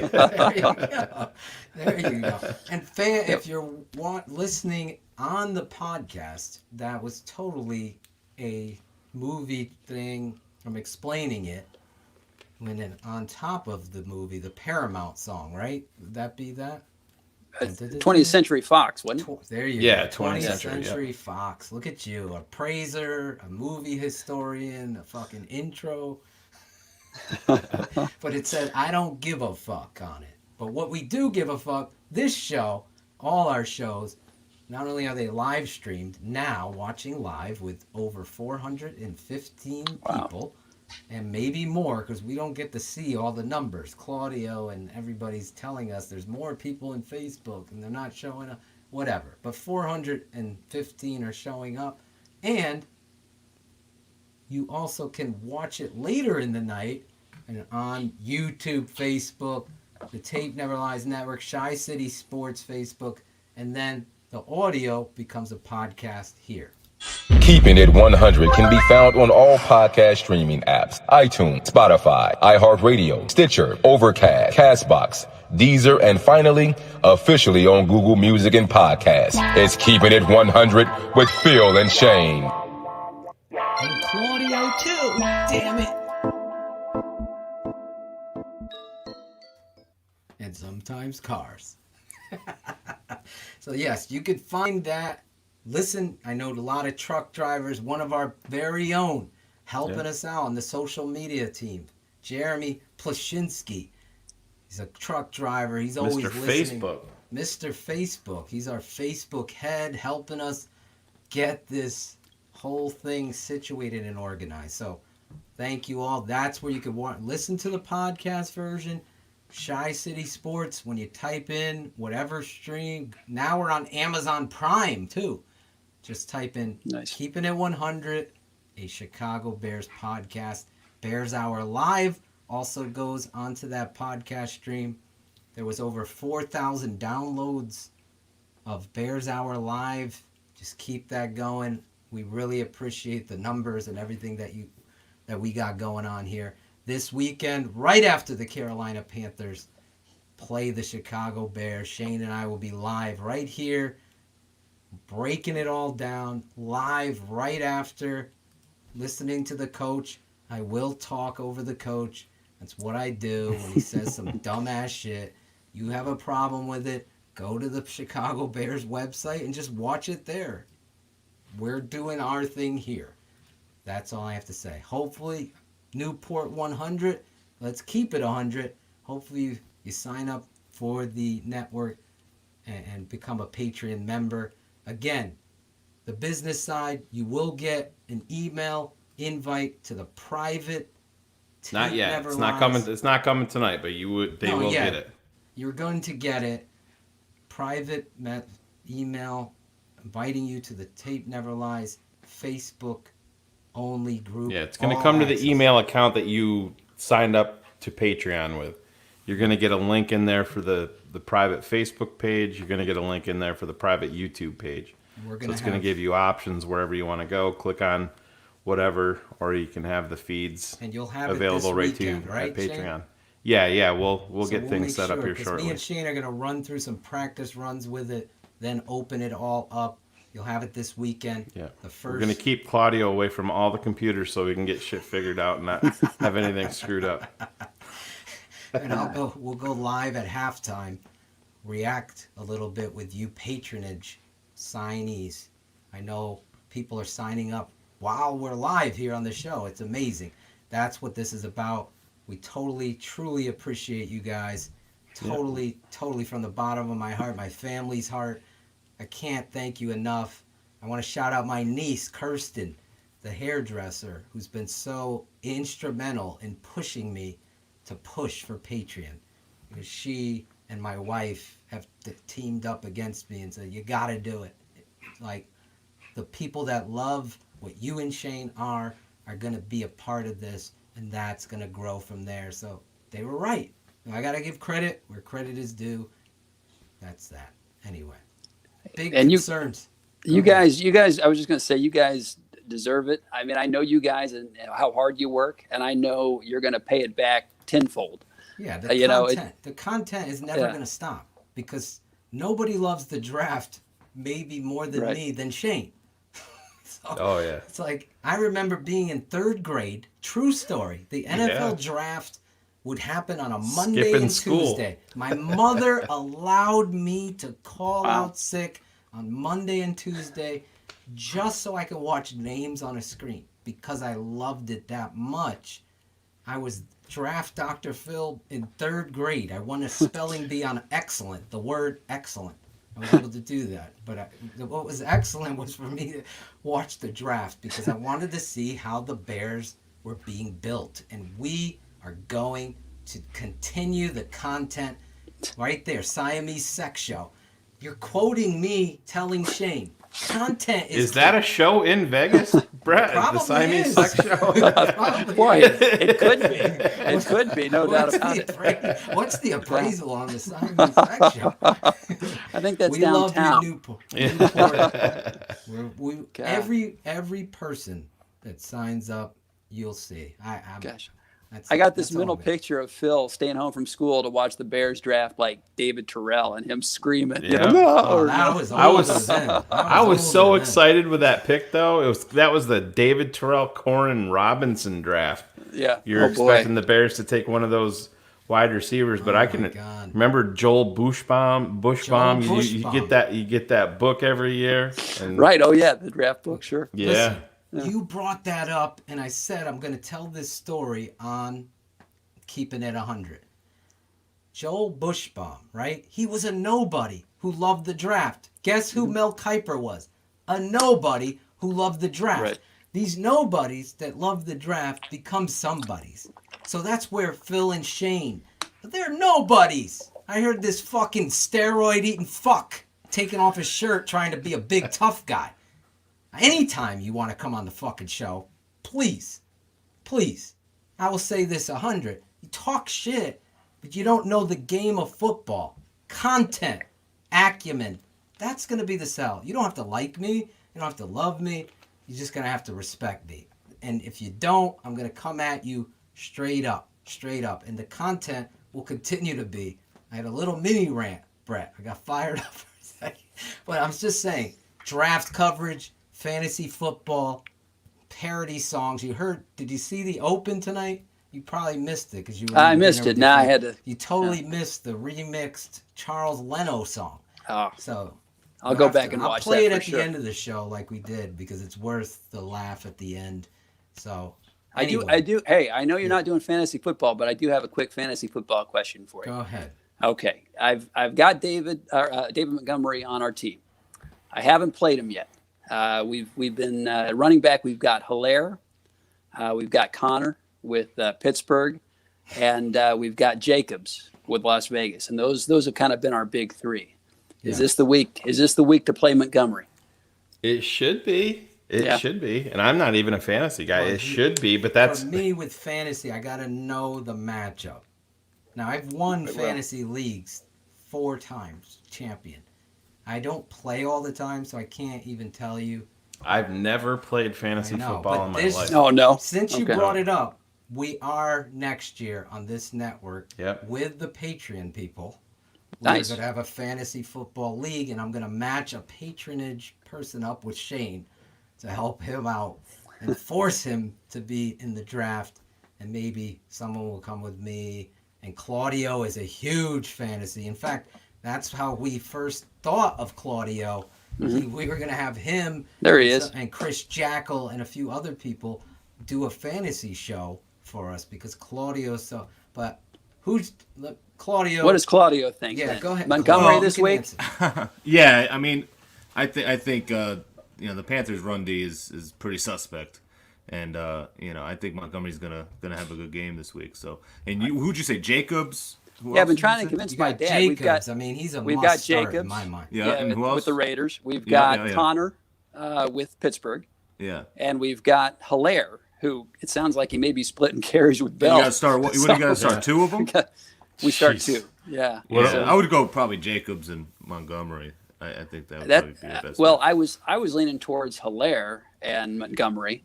But we'll see what happens. Well, especially if Bell goes with the Chiefs, I don't know. And Hilaire, he had that good week 1, but he hasn't been really bringing it. Always the wrench in this is the coach, because this Nagy. Right. Yeah. Everybody knows Carolina has a terrible run D. Matt Nagy comes out, throws 43 times. Exactly. You said the word contrarian.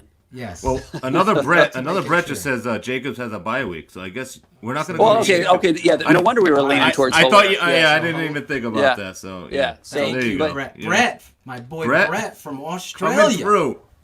Brett is from Australia checking in. I love that dude. Yes. And he spells it the right way too, with 2 T's. So that's good. Look at that, double T, like a. Hey, I got a question. I got an Art Bears question for you.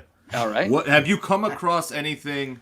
Art Bears, Chicago Bears related, like in your experiences? Anything really cool? No, nothing. Nothing. No. I have, as a matter of fact. Well, not so much Bear related art, but we do get a lot of memorabilia coming through. Yeah. Signed jerseys. We do a lot of framing and things. And actually, Walter Payton's brother, and I can't remember his name. Eddie. That's right. Yeah. He's a client of ours. He's been to our gallery, really? not recently, but when we had our original gallery, he used to come in all the time. As a matter of fact, I have he gave me a training camp pass that I have on my wall. He came in and gave it to me. It's right there on my wall of honor. So yeah, I mean, I always try to whenever we can, do Bear stuff. And, we've done a few things for the pawn shop too. We do all their framing. So whenever they get any sort of memorabilia, we do it. And they've had a couple of pretty impressive, Brian Urlacher signed jerseys and, Peyton signed jerseys and things like that come through. And it's always, I always give it a little extra spit polish, Nice. Real quick before we move on, because we got to get into our segments tonight. I know we're going crazy long here. But that's this show. That's what we do. And Shane gets mad. But I'm not mad at all. Okay. I'm going to pick Montgomery and Hilaire. I love the kid coming out of LSU. He's my number 1 back, and so is David Montgomery. So just roll the dice that way for me, and hopefully you win. In regards to this Sunday, the Chicago Bears playing the Carolina Panthers, there were rumors, Shane, that Teddy Bridgewater was the Chicago Bears' focus and that's who they wanted to sign. You know, here's a game where it's Foles, Bridgewater, Ryan Pace. Obviously, we've documented the misses in the first round coming to haunt this guy with Leonard Floyd, replaced by Robert Quinn. Adam Shaheen, who had a touchdown, fall down again this week. He was replaced with Jimmy Graham, and so on and so forth. Leonard Floyd. Anyway, this weekend, the battle of the two quarterbacks. Who do you guys have the advantage to in that matchup? Well, I mean, I'll go first, I guess. Yeah, I would think Foles. I mean, you know, especially coming off of a long week, you know, conventional wisdom says, you know, they should be sharp. I mean, Nagy threw down the gauntlet, which he almost never does, you know, challenging his team. So we'll see. I mean, I think this will be a really telling week, you know, see how the team responds. You know, we've had doubts whether Nagy is really the leader of men that we want him to be. I think this will be the week. So no, I think with the hopefully they'll respond. I think they will. I think we're due for a you know, a game where we're not, you know, on a fine edge, you know, where the outcome's not, you know, down to the last play. It's bad for my, you know, my heart, my cholesterol, and blood pressure, and all that. So. I think this is the week we actually win by at least 10, 12 points. Wow, I'm pretty confident. Wow, aren't we underdogs? Aren't we underdogs? We are. We're 2.5. Are you surprised by that?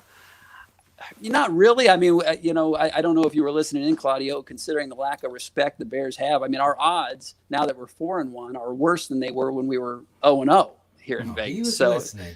Okay, yeah. I mean, it's ridiculous. So yeah, that doesn't really surprise me too much, and I still don't think the odds makers have a real good feel for the teams, because from week to week, you know, one team looks like a world beater, then they fall off a cliff the next week. And I honestly think this is the week, and it should be the week for all the reasons we mentioned, that the Bears maybe take that step.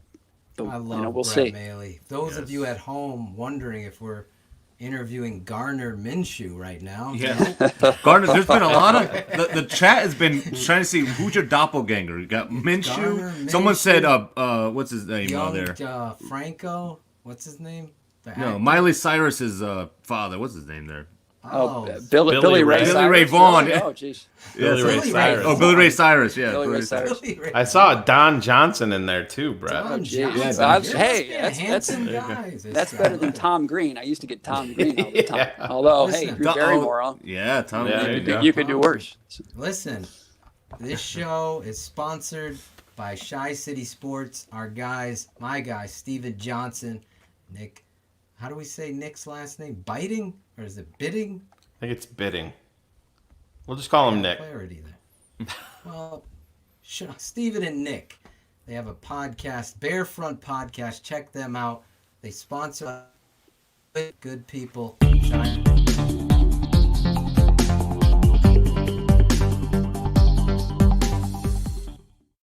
There's that lady again. Shy City Sports. Shy City Sports. Now, we're going to move on. Is our guy coming on tonight, Shane? I totally are we? Oh, okay. Yep. I'll send it to him. Brett, you're staying with us for a while? You know, I'm gonna go. I'm actually gonna check my fantasy lineup and see this Le'Veon Bell news, see if I need to make a trade or something with Hilaire. But hey, congratulations, guys. I'm so excited for you, and you know, the sky's the limit, and I'm happy to, like I say, to be a part of it. And the future's bright, man. I'm really excited for you.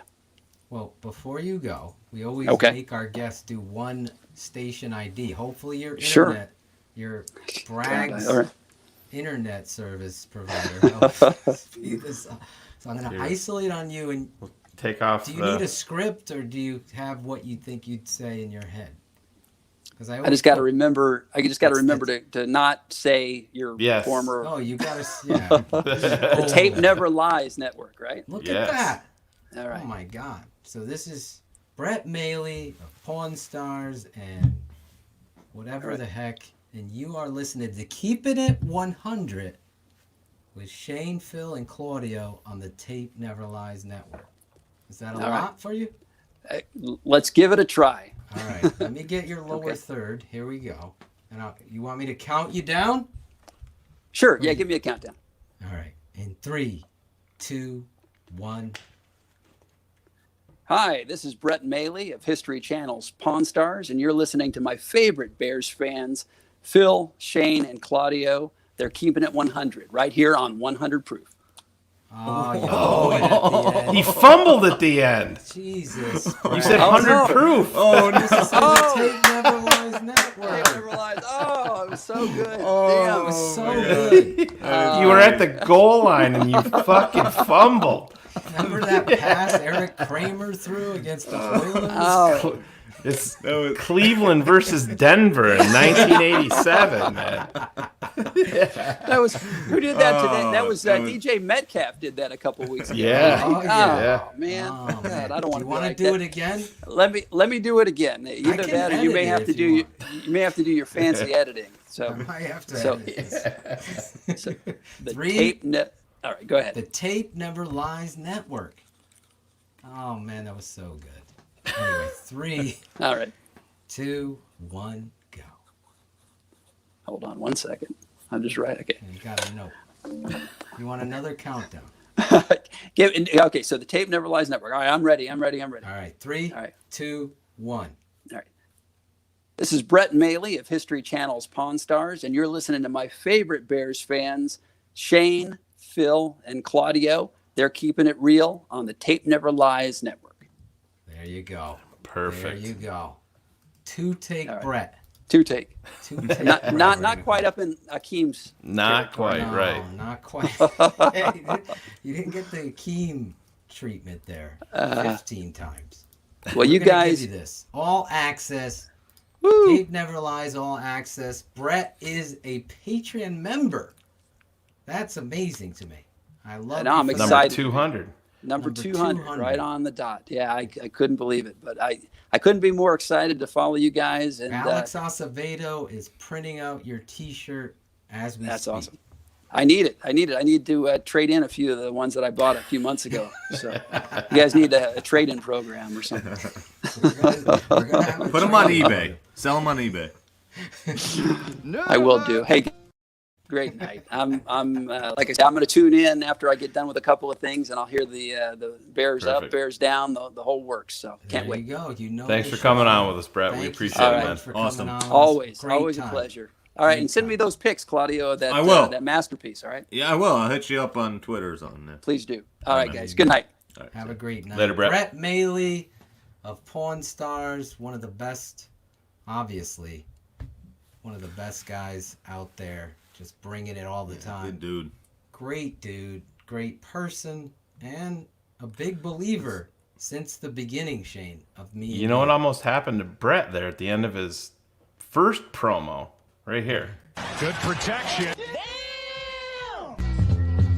You got knocked the fuck out. Good protection. Thought we were going to have to unload on him. He almost got unloaded on. Speaking of unloaded on. Speaking of a good dude, Edwin Lopez said he's going to be nice this time too. So. Oh, he's going to be nice? That's what he said. Ed. Yeah, that's what he said. He's Cars has been in therapy all week. He didn't want to come back on. But he's going to be nice to Cars, he said. Yes, every week here on Keeping It 100, sponsored by Shy City Sports. You guys love nerds as much as I do. Our resident nerd is in the waiting room. Let's do his intro the right way. It's Cars Kings! Matt Karstensen. I don't know what to do with my hands right now. There he is. What, He's back. What do I do? What's going on, everybody? Look at you. The chat room has been a flutter, man. They've been asking for you left and right, man. Listen. They want some cars. Listen, we don't have to lie. My therapist has told me that brutal honesty is what I need more of. So, yes. What's going on? You see your thing there? You. Shane, I promise I followed him on Twitter. Oh, boy. So what's going on, gents? I feel like there's a football game that might get played this week. Maybe. Jesus. With no offensive line coach. We got. Well, I mean, what could it get worse? I don't know. Does he do anything? What does he do on the sideline? Does he even do anything? I don't know. I did see him matter? once. They showed him on TV. I have not seen him drawing up the proverbial O-line coach, getting fired up, drawing up. Leno, get your fucking ass across the face. Make sure. I think you need You're to send reaching him for him like you do for a donut right now, Leno. Knock it off. I think that would probably work pretty well too. Remember that old cartoon when the animal, I don't know if it was a jackass, had a carrot? That's the way it would run, to run after the carrot. Maybe that's what we got to do. I don't know what the answer is. Big concerns, Cars. We went into the season, speaking of this, really excited. We saw the first couple games, the offensive line improvement. It was clear, evident. The last 2 weeks, though, these tackles especially last week, have me very concerned. The tape never lies came out today. Talk about that. I mean, do you see, obviously, Carolina, 32nd in run defense. This is the week that you get your running game right. Do you have confidence in Coach Nagy, and do you have confidence in this offensive line? So I'm honestly, the tackles are well documented. I'm also really concerned with the way that Cody Whitehair has played this season, especially since he's been the one that, they gave like an extra leadership role to, that supposedly they were going to hold more accountable. I mean, I'm for sure. If you put me in LT, I promise you one thing: I'm not going to be leaning forward. I'm going to be falling back on my ass the entire game. But I won't be out over my feet. Nothing would change. Yeah, I wouldn't be out over my feet. So don't worry about that one. But no, I'm legit concerned. I think something that you hit on in there is we've been kind of one player away for the vast majority of season. Now, sadly, 72 tends to be that one guy for a lot of those plays. But you even showed it right with Montgomery tripping over Daniels, right? There's plays where, really in the run game, Ifedi's been the best guy we've had all season long. Pass game leaves a little to be desired, but so I have really big concerns, and this is what I hate to go on my normal Ryan Pace rant, but this is what happens when you make a lot of trade. You give up a lot of draft picks and you ignore the position. And now we're sitting with a collection of talent that doesn't do anything particularly well. So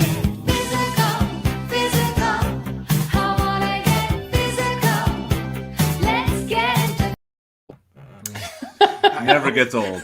The sit-ups is what it's because there's gold.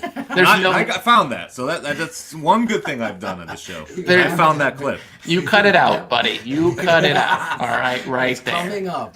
Listen, I had my wife drive all the way to the shop to get these, so we're ready. Good. We're ready. Cars. Oh, good. Good. Prepared this week. But to your point, like I really like to see this game be a build on. They made all these changes for Mitch. They've been undoing those changes. I read today that they've only had 3 non-walkthrough practices since they made that change. Crazy. So I'm hoping the additional time together works on it, but I don't have a lot of hope. Like, the line is something that's not going to get fixed this year. It's going to be, an into next year thing. So they've got to patchwork it up and figure out a way to get that going. They gotta help them. I get that you want to attack. I get that you want to be aggressive with all these fucking formations, but you got 3 tight ends. Yeah, you can't be an 11 team anymore. You can't. Exactly. Yeah. So, help these tackles out. Let them chip down, get out into the route, work on that boot action game with the tight end pushing down, then leaking back out, run the waggle, whatever you got to do. Get in the I formation, for God's sake, if you have to. But it's except that's Holtz. Except that's Holtz, and as you've documented, he's been brutal as well. I don't know how he has. Leno and him are like stealing money at this point. It's just and again, Whitehair too. So much of what they wanted. So disappointing. Awful. And what you want to do on the inside, right? He's supposed to be the guy kind of clearing out some of these cutback lanes for them to go. And yeah, Vea's kind of a beast, right? But I mean, that was just brutal. So I agree that they've got to go more 12. I thought it was very telling the amount of 12 and 13 they ran last week. But even that's not going to make a difference until you start getting, white hair's head out of his ass and really starting to put people down. Single-handedly destroying zone plays. So I saw Shane got me fired up because Robert Schmitz is out there. I'll just say his name. Robert Schmitz. We can Jingleheimer Schmidt it on the air here. And you can't compare the center getting blown back when you're trying to run zone. I have coaches that could come on and talk about this if you want. But you're not going to piss down the leg of somebody who's doing all this work and try to manipulate a narrative about David Montgomery. It gets me so amped up because that kid's making something out of nothing. It would be a disservice to allow that shit out there. That's why these fucking Keep It 100 crew are here. That's why they're here, because they know. They see it too. There's so many people that don't have a blue check mark or only have 4 followers that know this game of football better than others that have gotten an opportunity for whatever reason. But back to this point, Cars. Whitehair standing up, getting pushed back. That destroys the whole context of how you're trying to run zone. The center's block is so key in that, and he has struggled there. I see it fundamentally. Whether he's got a back injury, I don't know. The guy could be. Yeah, the lower body strength is just not there for a guy that used to be so good at it. Mauling people. I used to tell this guy's an all-pro. Yeah. And this year he's struggled, and it wasn't early. It's been happening now. So it's something we're gonna keep our eye on. Now, Vita Vea, to your point, that motherfucker is growing up. Like that motherfucker was. Powerful. That move he put on bars, like I would love to kill bars, but that was a big boy move, right? And he did it in a fraction of a second. I mean, that was pretty disgusting. It took him a little while to find himself in the league, but he's lathered up. I mean, some people wanted guards. I loved Via Veda. I would have loved that dude. Like, you put him with Goldman, like if you wanted kind of just like what Tampa does with Sue, who's now him. Oh my God, that would just be in something. So that's really, I hope Coach Nagy gets the message out to this team, challenges the team, and says we're gonna fucking run the football this weekend. We are gonna go after these guys, and we are gonna put it on the back of number 32, and obviously we're gonna mix Cordero Patterson into the game and what have you, but Cody Whitehair and company come to play. And that we'll see. But it's been a struggle. Anyway, anything else? Obviously, Patreon's started, Cars. It's been exciting. You've been part of this product, building this network. I'm asking people, fans right here, share the show to people you know. I think it was Lance Bailey that said to me, I could be wrong, or Grant. Somebody shared a story that they were saying, have you ever seen The Tape Never Lies? They're like, are you kidding? I've been following it forever. Well, you share it to the person, you share it to the next person, and that's how you become 100 crew. That's what I would do too for my friends and family. I think we gotta tell the whole 100 crew to all at Leno on Twitter, Tape Never Lies Network. That way he will watch. His wife will be unhappy. Oh, hey, listen, everybody, listen, 100 crew she left at Leno or this show, or the Tape Never Lies. Maybe he'll get it through, and Nagy too. If Nagy has Twitter, I don't know. Nagy has Twitter. No, Phil, you'd be proud. My wife was. We took a walk around the block, and we've got some big Bears fans, and she was actually promoting the show to people as we stopped everybody with the kids. So, Stephanie. Yeah. I mean, there's something in the name. Yeah, I mean, there's something in the name. Phil, you want to give us a little breaking news drop? Yeah. Oh no. Uh-oh, my heart's aflutter when this suspense has to go. is killing me. Breaking news. The Tape Never Lies Network. Breaking news. So Carr's son Dustin Regan Padilla just How is sent my me boy? a text. Yeah. just sent me a text, and this is via Dan Wiederer. That said, "Don't be surprised if Rashad Coward doesn't get the nod over Alex Bars starting this weekend at left guard versus Carolina." Great move. Brilliant move. Wait, hold on. I'm sorry. I said that wrong. What the fuck? There we go. There we go. What are they doing? I don't know. I don't know. This guy's a tackle to me. Yeah, I agree. I don't know what they see. But how is Wiederer the only one reporting this, which always makes me nervous?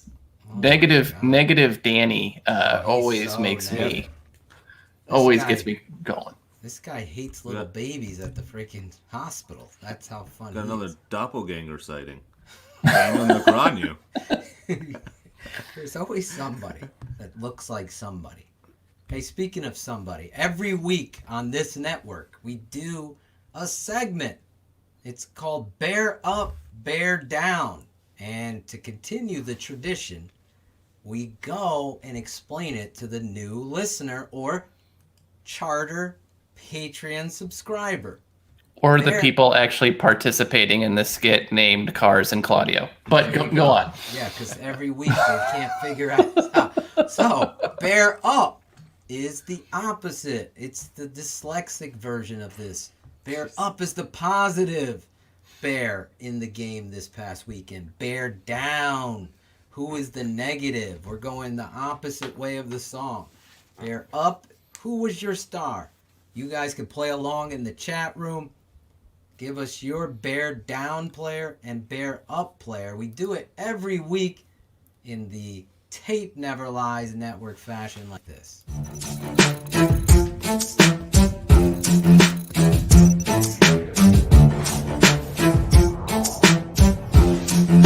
Phil Ottochian, Shayne Marsaw.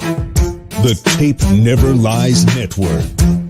A bear up, a bear down. It's Draft Dr. Phil and the smartest man around. A bear up, a bear down. It's Draft Dr. Phil and the smartest man around. A bear up, a bear down. It's Draft Dr. Phil and the smartest man around. A bear up, a bear down. It's Draft Dr. Phil and the smartest man around. A bear up. This week, Draft Dr. Phil and Shayne Marsaw, the smartest man. Bear ups and bear downs of the week. Oh yeah, Bear Up, Bear Down in the Tape Never Lies network fashion. Last week I went last. So this week, who should we go first? Shayne, I'll let you choose. Do you want me to go first? Do you want Cars? I want you to fix your Greg Bragg's internet. Yeah. Why? It's like the struggling fourth here? time tonight. Yeah. Really? Yeah, you're in and out big time. Oh my God, that's what she said. Yeah. Boom. Good night, everybody. Thanks for coming by. I'm checking my internet speed. I don't know what's going on. I don't know. I'm wired. I'm connected. Maybe the crew upstairs is streaming everything. Yeah, they probably are. So let me text them. Anyway, can you hear me now? Yeah. Yes. Back? Okay. At first I was on the Wi-Fi, and then I switched it back to the wired connection. But I'm back. Bears up, bear down. Shayne, who do you want to start with? Well, I'm actually was a little more prepared, and I wrote things down, and Cars took my guy that he was just speaking on a couple of minutes ago, and I wanted to focus in on my unsatisfiedness with Cody Whitehair. Why don't you kick it off? There you go. Yeah. So Cody Whitehair is going to be my bear down. He's the guy. He needs to be the linchpin. You know, you saw the leaps and bounds from James Daniels. Not that he didn't have his struggles too, but you saw him making that next step, and you wanted that to be in concert with Cody Whitehair. And you know, to me, I watch Cody Whitehair, and I don't think it's just a physical thing. I'm more concerned. Who's his closest friend on the team? I'm not sure if that's not playing into this. I hope it's not, but good point. It's a big deal. There's no, Phil, you can talk about this too. There's no closer relationship on the team than a quarterback and his center. And I don't know if that's messing with him mentally, but his play, it hasn't been average this year. It's been subpar from what my expectations are to Cody Whitehair. And like you said, Phil, he's single-handedly ruined plays as the center. And I mean, it's hard enough for the Chicago Bears football team to run the football. And if we're not getting that production out of the center of the offensive line, it's a big, big problem. You know, this is another guy that Ryan Pace invested a lot of money into to be a foundational piece on this offense. And right now, Cody Whitehair is not coming through the way that he needs to come through for this team. So Cody Whitehair is my bear down. Good bear down. Obviously, the tape doesn't lie on the guy. He has struggled there. I like the call. Claudio. Well, listen, I'm going to say fuck the rules. I'm going to do the whole offensive line instead of picking it, all right? Because, first of all, our running game issues obviously are right there. That's how it works, Claudio. I don't care. It's all right. I can do this. Pick somebody. All right, Very unfair. then I'll pick. You're choppy again, I think, Phil. But yes. Listen, so then I gotta go with the easy, the low hanging fruit, Leno. I mean, week after week, this dude, like Phil shows on the tape, he just doesn't get it done. And a lot of people in the chat are saying, you know, Foles could get hurt in one of these plays. And then, I mean, hey, Mitch comes in and, you know, and maybe he could get it done. But, yeah, Leno is just not cutting it. And, you know, Charles Leno is my bear down. Bear down. Look, he's learning the game here. I don't know what it is. My upload speed is very slow. My download speed's like 169 megabytes per second, Cars. It's your upload speed. My upload speed is 1.9 megabytes. So that's what my concern has been with this internet. I mean, listen, when I had that internet problem last week, I had an internet signal. It could be also the website because we're streaming on.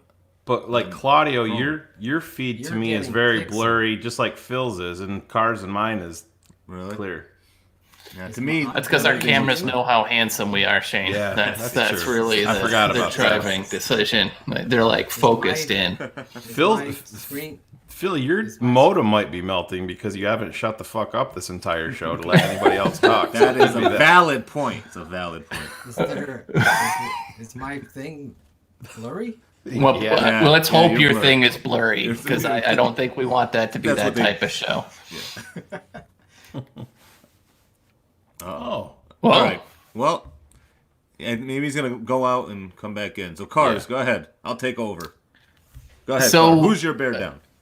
I'm going to keep with the theme, and that mine is going to be Bobby Massey, who, you know, is one of those guys who, up until last year and the vertigo was starting to look like he was worth the deal, got a little bit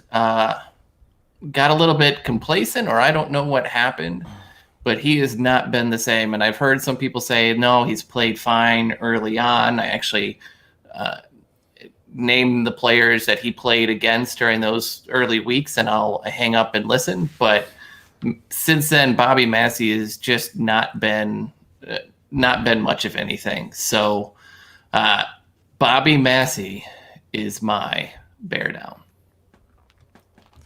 Nice. We all know where you're going with this. So I was going to pick that one, but I wanted to leave you your man, Phil. Well, I took him already. Stole my guy. Yeah, I took so him. Did you. Shane you guys took 3 of the offensive line. Am I clearer now? No. Oh my god. So if I leave the studio, Shane, will it stop sending or we'll be fine? I'm not sure on that. This just means more people need to go on Patreon, and we can somebody would we know can get how the to, best internet connection for all of us. I need to know how to improve upload speed.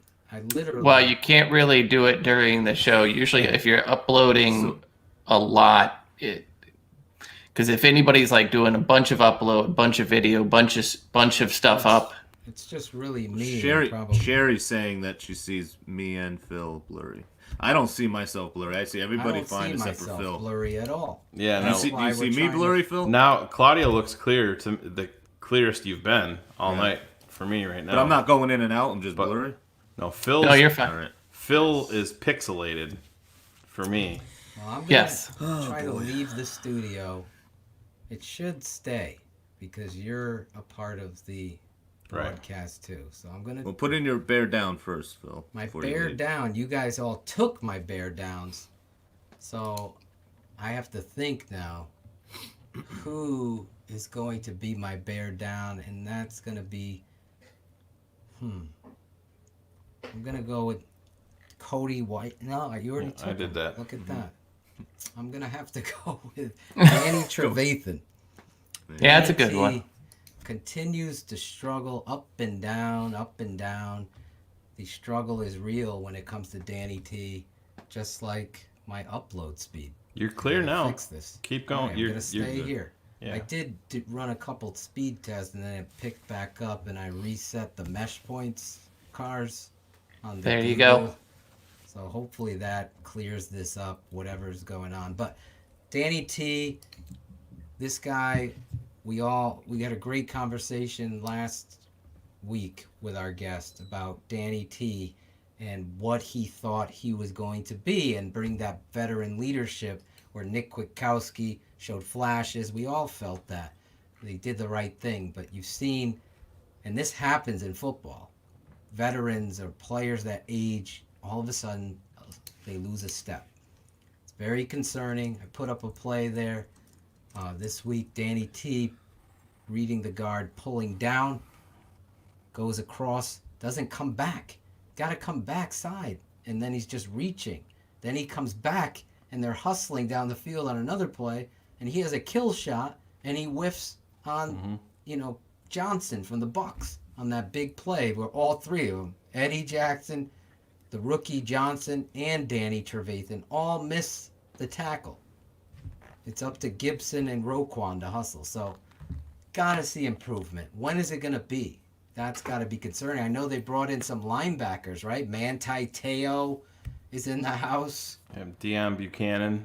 Deion Buchanan. That guy. Justin Phillips. Listen, one guy, and he's not going to be my bear up. I don't hope I don't steal. I don't think anyone's picking him. But Houston Carson on tape was a heady. It's one of the biggest football players. Yeah, one of the. Absolutely. I really, on first glance, that play, Shane, where you're like, fucking Houston Carson, he actually was covering for somebody else's mistake. Yep. And when Tom Brady did that step up and they get like 4 Bears had a sack and they all missed it. He steps up and just lobbed that ball, dropping it in perfectly. That last play of the game, he ran the fucking route better than the wide receiver did. Yeah. He ran the route. Oh, it's beautiful. Football play. But you see how the Bears are taking Danny Trevathan out of the game and they're bringing in that safety where it was Deion Bush. Now Deion Buchanan, he's that perfect, he has that experience at that position. Now that you talk about it. So anyway, Danny T, you are my bear down this week. I'm glad my bear upload speed hopefully has improved. Am I clear? Thumbs up around the panel? You're good. Good. Let's just play a little of this.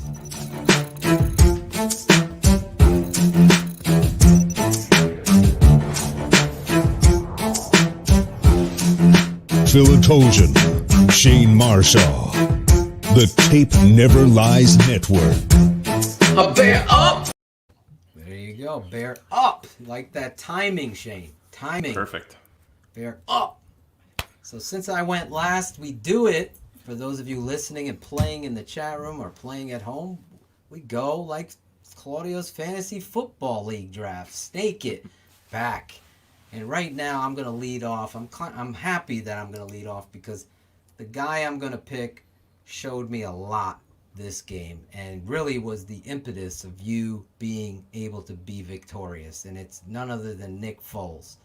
You can call him whatever the heck you want, Big Dick Nick, Nicholas, Saint Nick, whatever nickname you got, that's fine. But I'm going to tell you, Brass Balls Nick, standing in the pocket, taking shots, talking to his coach. The game matters to this guy. And when it does matter to the point where it's maniacal, you like me ranting, you like me going crazy, getting pissed off, those kind of guys are the ones you want behind center. And that's what I saw from this guy. Standing in the pocket. I mean, he's purposely, Cars, doing the old Iowa Hawkeye drop backs. They used to teach their quarterbacks stand straight and drop back straight back. So you're backpedaling. You don't even turn your shoulders. Why? Because you want to see the rush. You want to see what's coming at you, and you want to, and he has to, because it's so. And this fucking guy made some throw. The throw that got me out of my feet watching the tape was the early throw to Allen Robinson. Oh, I love that play, bro. Just know that Vita Vea, or no, it was Golston getting skinny on Leno, comes right through Daniels, and he is breathing down, and he knows he's got to throw it early, so he just throws it to the spot. And it's not a perfect ball for PFF. It's not a perfect ball for Bradley. But it's certainly perfect to move the fucking chains. That's what this is about. And your receiver. Love that play. Oh my God. It was so... Guys, I got out of my seat watching the tape. Claudio, for Patreon, before Shane was on with us, he's going to film me building The Tape Never Lies. So it's going to be behind the scenes. How does it happen? That's going to be a special segment on our patronage channel, Cars. So people are going to see exactly how I put it all together in the last narrations, how it goes boom, boom, boom, and it'll be released right there. So there's no David Blaine magic trick. There's no Justin Dean. You ever see that dude, Justin Dean? He's sick. Check him out, Justin Dean. I'm giving him a shot. He's got millions of followers anyway, but he's very good street magician. Anyway, Nick Foles is our magician. You could be a Trubisky lover. Again, I always say this every show. You cheer for the jersey.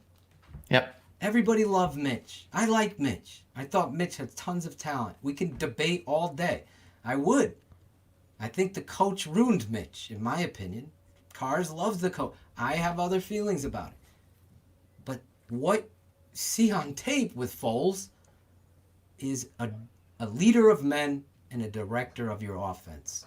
So I don't want to go on a giant rant, but the toughness and the timing and the delivery of communication to his players, as well as some of the anticipation balls that weren't completed and narratives were thrown, this guy was doing it all night. As I said on the Tape Never Lies, go over to the network, Tape Never Lies, check out the Draft Dr. Phil's Tape Never Lies. You'll see the evidence, Your Honor, on Nick Foles. He was dealing out there. Nick Foles, you are my bear up this week. Claudio. Nice. Yes, so I want to just address the hat because I wish Mooney could be my beer up. He didn't have a great game. He could have. You could. I know. But this is a Darnell Mooney. Way to be a fan there, buddy. Yeah. Sorry, my wife Roy came in Williams and hat. No. So I saw a tweet of his on Twitter the DM1. The DM11. I see it now. I didn't see it till Shane pointed it out. I went on, I looked at his shop. He had hoodies. Like Shane said, a little bit too much money right now for him. We'll see if he comes through a little drop bit better. $85 for a hoodie. But, I like it. And he's my boy. I love the confidence. But anyways, he can't be my bear up this week. Wait, did you say something about swag and stuff like that? Yeah, hold on. This is his swag, but is there other swag? Breaking news here. Are you ready for swag? for the Patreon and regular fan, anybody, this is coming. And our swag team put together a commercial. Do you get a commercial within a segment, Shane? Am I allowed to do that? You do here. Like a sandman,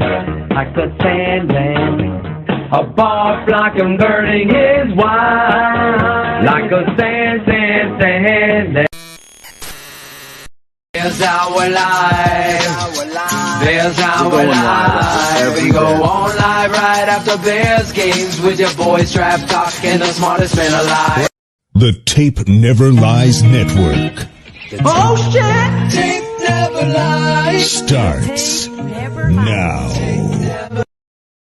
Oh, look at that. The swag team is putting together commercials. I didn't know we had choreographed dance routines. We're gonna have to step up our game here. You didn't see Bears. Poor Chris Sandlin's out of commission for 2 weeks. He pulled his hamstring jumping off the back of that truck.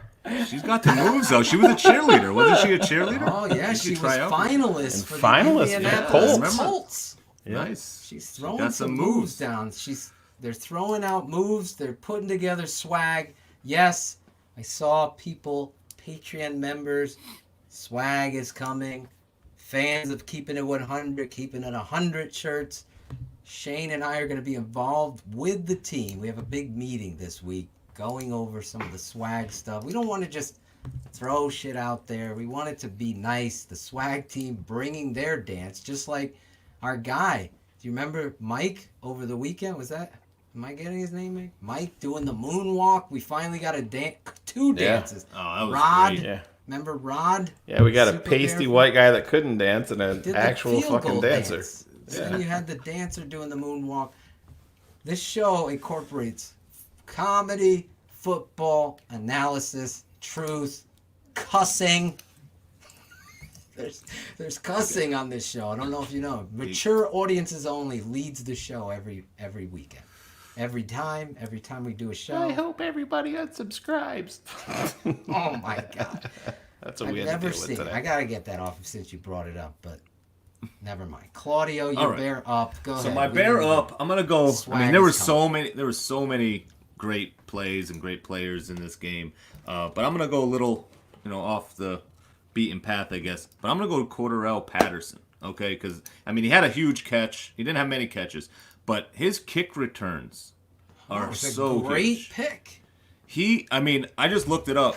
All time, he's second to Gale Sayers. I mean, and obviously he hasn't been with us doing all that, but this year, I don't know what his exact numbers are, but they're in the 35 average. I mean, this guy is awesome on the kick returns, and he puts our offense in a good position. So, Cordarrelle Patterson is my bear up for week 5. Look at you, learning how to play the game, folks, with definitiveness, decisiveness. Listen, you guys playing in the chat room. Who is your bear up this week? As we move on to our resident nerd, our nerd. Where is that drop? Nerd alert! There he is. That's right. I'm taking 2, and you can't stop me. Oh, 1A and B. Did you see? Yes, I am shouted doing the you out Phil. in the tape. Never lied. Did you That's see that? exactly why I'm doing it. There you go.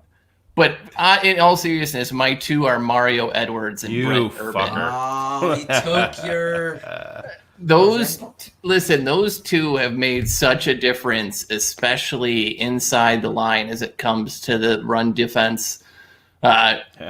Robertson Harris has been kind of miscast as a nose tackle to me. He's not been really great in the run game, and those 2 guys have both been generating pass rush and really being good at stopping in the run. And while Urban's wife probably is the most dominant Twitter and Instagram wife of any of the Bears fans, that part has been so huge. So that the reason I'm taking both, A, I'm a dick, but B, really the way those guys rotate in and out and the impact that they've had is immeasurable. Like that, those are significant finds. I know Shane's had a long time crush on Mario, which is the other reason why I wanted to take him.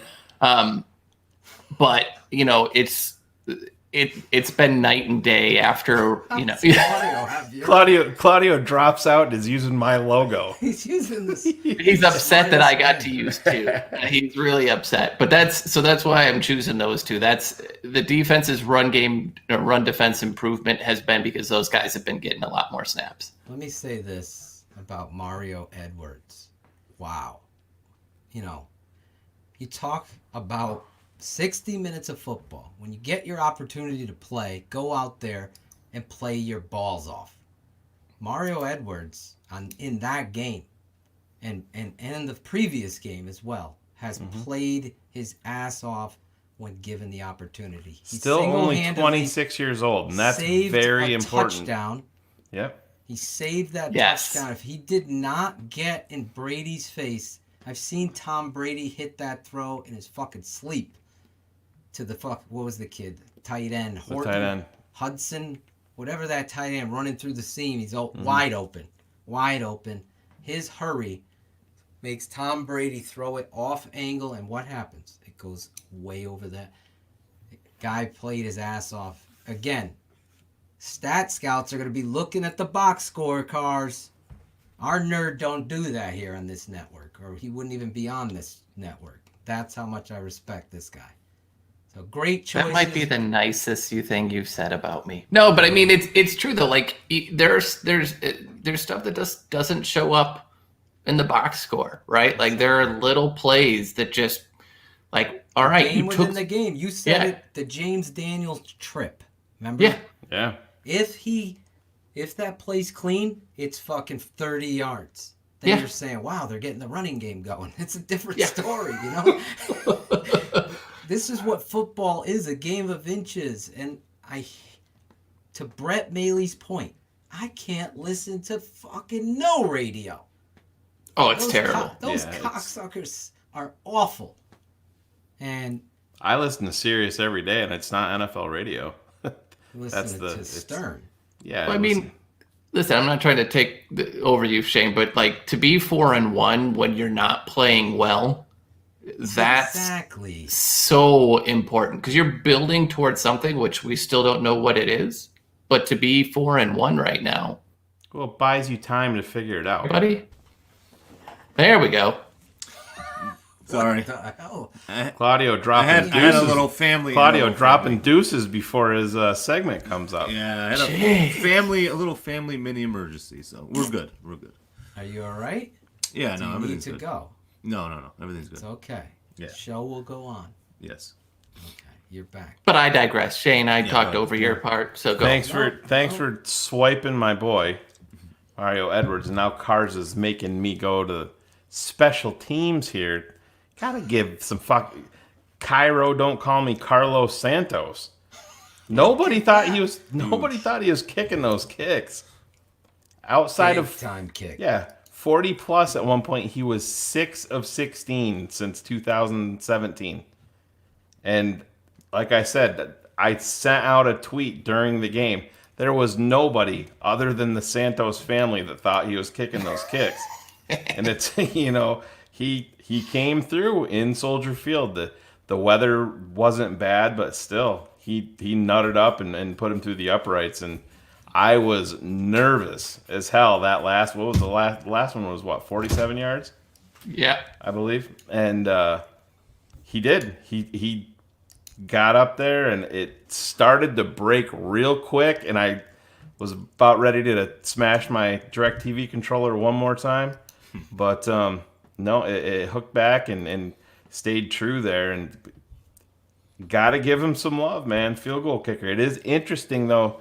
More kicker news. The Bears protected Kai Forbath on the practice squad along with Tyler Bray because you can protect too. So that's, I don't think the way that this is trending. Pinheiro, I mean, we just want to have the most unusual kicker name team in the NFL. Kai so Forbath, I think that's what we're Cairo Santos, Cairo. Eddie I mean, Pinheiro. that's all we're trying to do right now. I'm trying to bring the Pinheiro song that I wrote back, and he's not even on the team. I don't even know where he is. There's not even a Pinheiro sighting, a pinata. There's nothing. His injury had to be pretty It sounds significant. Like yeah. Why didn't they put him on the IR then and get 2 kick? Well, they're doing that now. He's on IR. Oh, he is on IR. Yeah, he is on IR. Yeah. Why did I not know that? I'm not sure.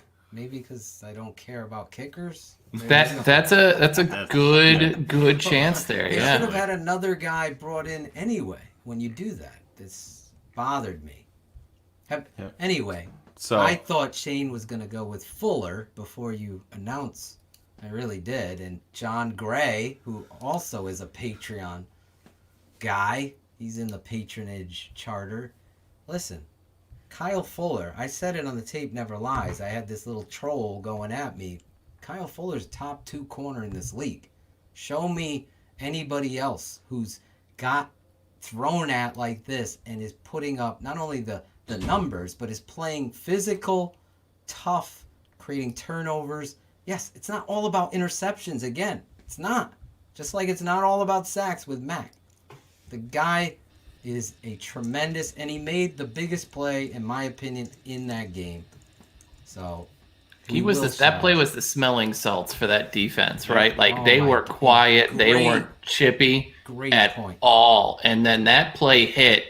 Listen, Shane and I have texted a few times. Like this is a defense that feeds off the fans of noise, and they've had some problem creating that. That boom woke everybody up, and after that moment, like. We smell blood in the water. Absolutely. And what is heads up to Quinn to picking that. Oh yeah. We've seen too many games where that doesn't happen. Sorry. What does that take you back to, Cars? What you just said. Go back to the Indy game. Where could it have caught in fire? Right in the fucking jump Jump Street with that interception. Yeah. And that's what it is. And that's like when we were talking when Brett Maly was on here. I talked about trying to attack deep early to set the tone. You have to do that on offense, and you have to make a play on defense early, because I think that is something that can carry this team both sides of the ball through. So maybe we can finally see a 4-quarter game. Yes. Well, and Phil showed it right early on. Roquan had that play in the hole that should have just been a bloodbath, right, to Ronald Jones, and he missed that tackle. So I got a little nervous at that point that they were missing those plays again, and so that one was like the old moment of Zen moment, right, where they just we're back, try to do something again. Exactly. I would always say it only takes one match to ignite a fire. Yep. And when somebody does, and Claudio could tell you, when someone does make a big play that gets everybody up, it's contagious. Oh, so it really is. And to your point, Cars, it's really important. When you're watching on TV, they simulate that sound. It's not simulated in the stadium. The stadium sound and the sound that we hear on TV are 2 totally different feeds. Yes. Completely different. And it's so dead, they're saying. They said the sound in the stadium is almost eerie. It doesn't sound like a real crowd whatsoever, where the TV feed, it actually sounds like a crowd. Right, so you're just looking. Trust me, I'm even getting lost in the game watching it, that sound is so... It's like when I was a kid listening to Madden and Summerall talk and broadcast the game, I would feel comfortable and fall asleep when I was a little kid. It's that kind of soothing... I don't know if it's a Freudian thing, Cars, or something, that gives you that comfort. They do replicate it really well. But in the game, it's almost like any of you listening at home or in the chat, you've scrimmaged.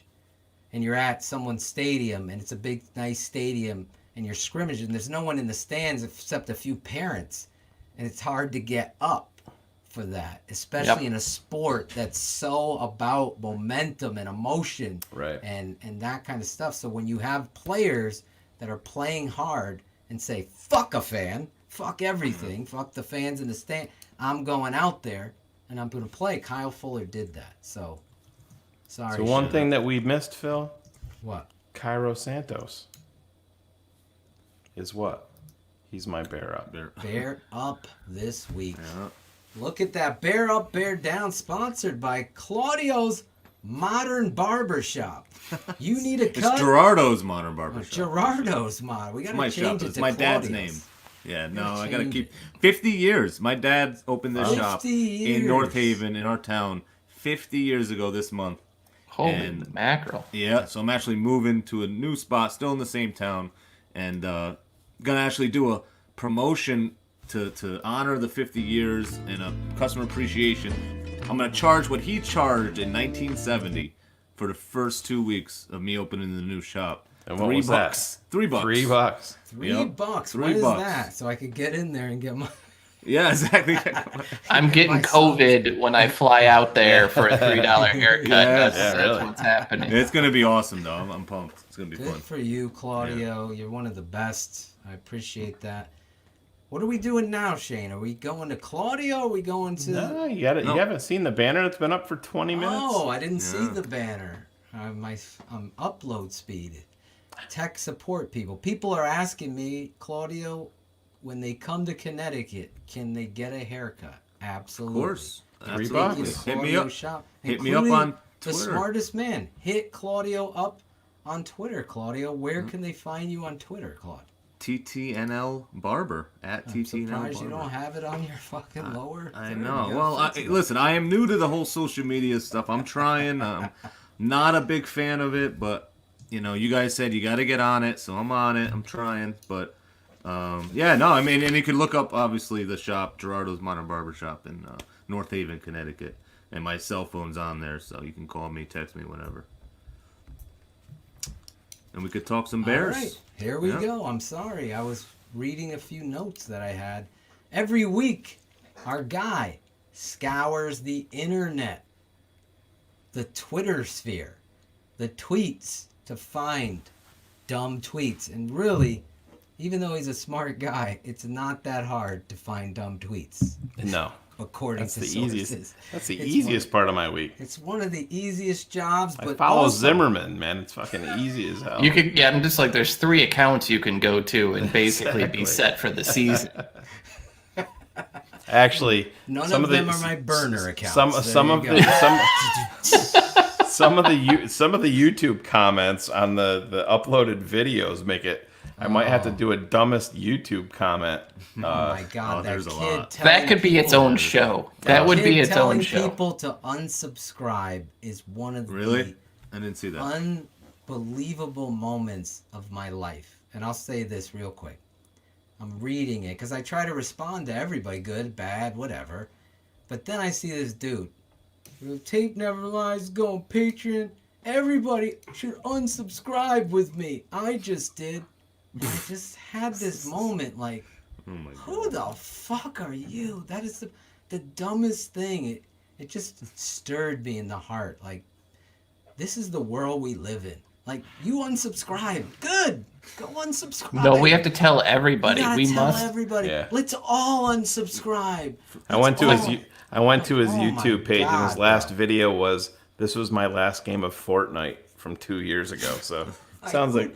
Yeah. It's like my 3-year-old, right? When you're potty training, like, Daddy, I made a poopy. Daddy, like, good for you. The whole restaurant doesn't need to know, right? Like, it's just the way that it rolls. Exactly. Well, in a world where people don't have to know everything, they still tweet everything, and this is how we start.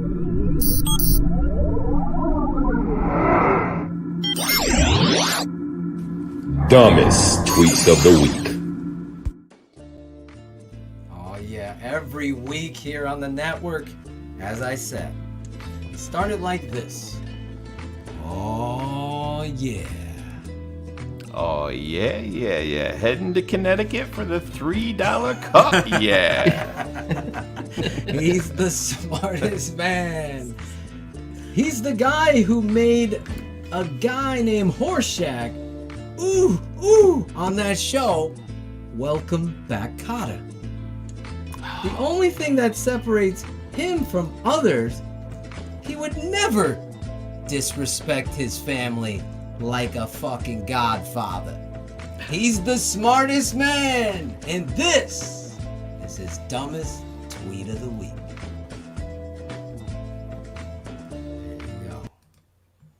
Yeah, I me throw it up there for volume you. level? Is that a good volume level, Shane? Volume is good, man. Look See, at you're that. getting Look at that. you're getting the hang of this. Shane's even producing his own. Yeah. Look at So this. I you love want it. to? Yeah. So JC Cornell at Cornell NFL. He is the founder he's got that of edge Draft up. Network. So he's my dumbest tweet of the week. He's a huge Tampa Bay Bucks fan, short for fanatic. Sorry, I haven't been on Twitter all day. I'd like to double down that the Bears are the worst 4-1 team in NFL history. After they beat you, I always love to see the history part. Yeah, gets it. exactly. That's just doubling down. Like, I'm going to show these guys. I'm going to include history in my tweet. Subscribe with me too. I'm going to go play Fortnite with that asshole on YouTube. It's so funny though because I said, JC follows me on Twitter. I follow him. He's a good dude. I get it. He's a Tampa Bay Buccaneers fanatic like we are with the Bears. But sometimes you gotta holster the tweeter just a little bit. We need someone to make a graphic. Yeah, holster the tweeter. Exactly. But just my stance is hot takes are hot garbage, and that is what I remind myself most of the time before I tweet, except anything derogatory at Chubbs. But you see more and more, not just from JC, but you see it from PFF, you see it from national guys where it's the in thing to do is to pile on the Bears for everything. It's all fun. Right. Like Bleacher Report, one of their headlines that they sent out after the Bucs game was Nick Foles. I forget exactly how they worded it, but Nick Foles pulled his Brian Hoyer, playing like Brian Hoyer, and I'm like, what the fuck what are you talking about? The Bears just fucking beat the Tampa Bay Bucs at home. No, hardly anybody picked them to do that nationally, and that's going to be your headline because they want the blowback from the fans. That they're, Bears fans are rabid. They're going to go after them on Twitter, everything like that. But no, JC sent that out because he was butthurt because he was sending out tweets during the game. This Chicago Bears team is low key horrific. He kept on sending shit like that all game. And then it came back to slap him in the dick at the end of the game, and they went home with a 20-19 loss. So, J.C. Cornell, you are the winner of dumbest tweet of the week. Wow! I'd like to add: be wary of anyone you follow on Twitter that has NFL in their Twitter handle. That tends to be the Totally holy agree. shit. This is going to be stupid. So. Let's go around the table for Stevie 2 times. Claudio, where are you from? I'm from CT, like you, Phil. On the East Coast. We're from the East Coast. Yes, we are East Coasting it. I got to get the Biggie Smalls background music for this next week. Yes, we're from... Claudio and I are from the East Coast. Shane is from upstate New York. I don't know if that's considered East Coast because... he's literally a stone's throw away from Canada. I know. Thousand Islands. We know that when he goes, he pronounced Agita. Yeah, so we know you're from up there. He also says Agita. Are we really going to be talking about pronunciation? Listen, you call me out. I got to call you out. With Phil. Orange. Jesus. Orange. Remember how he said orange? I didn't get to say it when you say orange. Like, wait a minute. Orange. Agita. Orange. You said orange. Go ask your daughters what I said. My two daughters. You guys, I took my two daughters in my minivan. My daughters. He gets so upset. Cars is from the Midwest. Cars, you are from Illinois, representing the great state of Illinois. So there you go, Stevie 2 times. New listener. We're all Bears fans. We've been Bears fans for life. And we continue to bring it here. If you haven't, please know that we continue to bring it every Sunday after, or Monday, Tuesday, Thursday, whatever. Little business after every Bears game, Shayne Marsaw from upstate New York and Draft Dr. Phil Ottochian from Connecticut, the East Coast, with the most, do Bears Hour Live right after every game, immediately after every game. It's the best Chicago Bears postgame show on the planet, bar none. It's Bears Hour Live immediately after each and every Bears game, with host Shayne, the smartest man, and Draft Dr. Phil Ottochian, every Sunday, Monday, or Thursday, immediately after Bears games. Your guys, Draft Dr. Phil and Shayne Marsaw, are live on Bears Hour Live.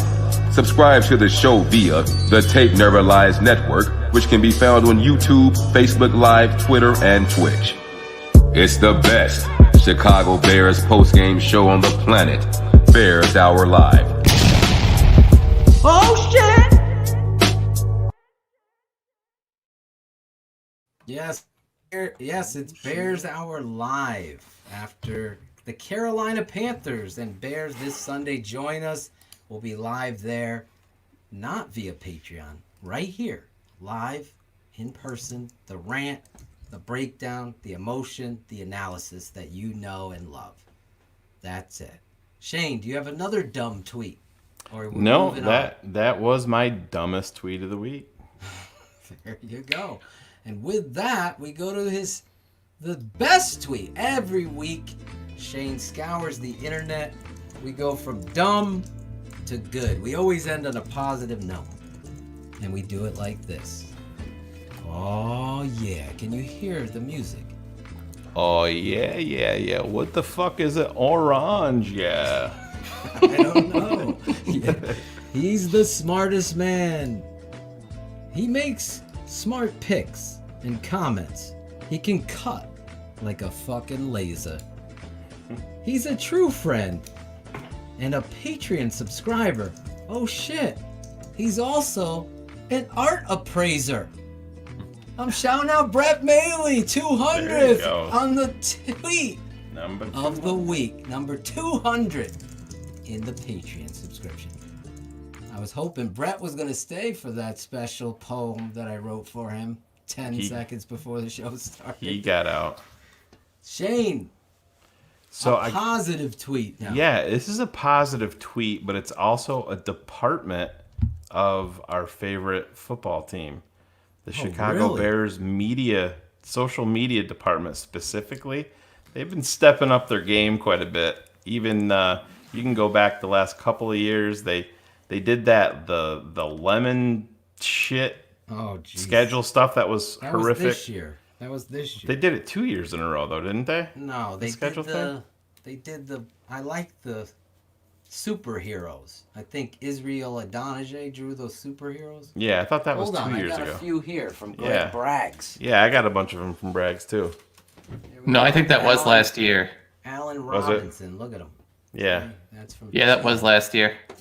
That was last year. This year's the lemon head. I don't know what the fuck. Yeah, that was very odd, but the social media team has been stepping up their work, sending out tweets and producing some pretty dope post-game videos and Victory Monday videos.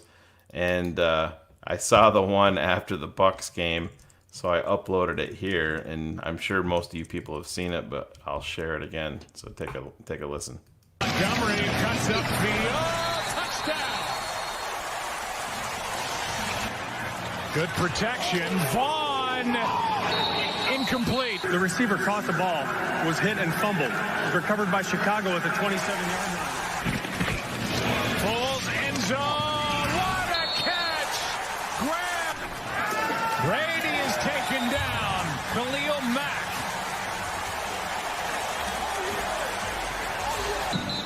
38-yard try, and again, Santos got it. Brady, pass is broken up, incomplete, and the Chicago Bears ends up on top and gets his first win as a starter with the Chicago Bears.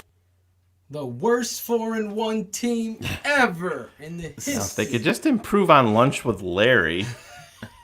we might have something. But they've put out a couple of those videos, and they've been pretty good. So I want to give them some love. I follow a couple of the people in their social media department, and they're good follows, and they're obviously putting in the work, because some of that stuff's pretty creative. I mean, Phil, you and I can appreciate what goes into making a little clip like that. It's not something that takes 5 fucking minutes. Absolutely. It takes a long takes time. Takes a lot of time. So gonna give those guys some love for the good work that they do over there. And so Chicago Bears social media department, you are my tweet of the week. Look at that. Tweet of the week. Good protection. You got knocked the fuck out. I want to just add. Can we add the dumbest Keepin' It 100 live comment? Because he just got blocked. Someone blocked him, but Tim Iglinski put a comment saying, "Every time I tune into this show, you're not talking about the Bears." Okay. Thanks for tuning in. Yeah. Appreciate you coming back every time. Thank you so much for listening. Let's just put him on blast and make him understand that he's an idiot. This is keeping it 100. He was trying to keep it 100. I don't know what Didn't show we he's just- watching. Didn't we just see a video of some fucking roided out freak quoting Ray Zaglinski from Tommy Boy Cars? I think we did see that happening. Yeah. 0.0. Ziglins, whatever the heck. I don't know. Obviously, I wonder how many people actually understand what that means. Something people are having a fun time. Victory week. We're leading up to the Carolina Panthers. We've been talking about it all night.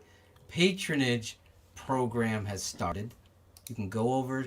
Can you get that lower third scroll going? You can go over to www.thetapeneverlies.com. It'll directly take you to the patronage channel. There, you will sign up and you will get the full version of The Tape Never Lies, bonus shows, live interaction, so much stuff, all access right there. You'll get part of the patronage will be live shows breaking down the Chicago Bears like nobody else. Get the swag. You're going to get instant analysis, halftime commentary during the games. You're going to get Claudio's Smile t-shirt. Always, we're going to put that on t-shirt. On t-shirt. I need to get that posterized. Yes. There you go. There's so much going on there. The Tape Never Lies is up on our YouTube channel that has over 6,000, 7,000 views today. It was released today. So that's all the stuff that's going on. Go over there, sign up for the Patreon. Again, live shows, Zoom calls, text messages, songs, a private Facebook group that you're going to be a part of with live videos uploaded there, and so much more in store. My brain is racked in regards to what we're going to be doing and bringing to the table, Mr. Iglinski, or whatever the heck his name is. Also, we're going to have a little swag. Like a sandman, a bar block and burning his wine. Like a sand. There's our life. There's our life. We go on live right after Bears games with your boys Trap Talk and the smartest man alive. The Tape Never Lies Network Oh shit! Tape never lies. starts now. Look at that. His best move was just holding up his arms and saying, Yeah, look at the person who actually knows how to dance. That was by far the greatest move. Hey, I thought their dance improved even. Once he jumped off that truck, he stepped it up. Absolutely. The new network came into life. It was like Kyle Fuller's hit. It was that match. It was the smelling salts jumping off the truck. Yeah. So yes, we're gonna have swag, all that stuff, fun every week. Keeping it 100's here, 8:30 East us East Coasters, 7:30 Central, all the way now into the night. And that's bringing us up to our next segment. Everybody's favorite. Get the scissors out. I see all the viewers going down right now, so it's time for Cut It Now. Just let's go. What you're my boy. Blue, you're my boy. That's gonna be a fucking yikes from me, dog.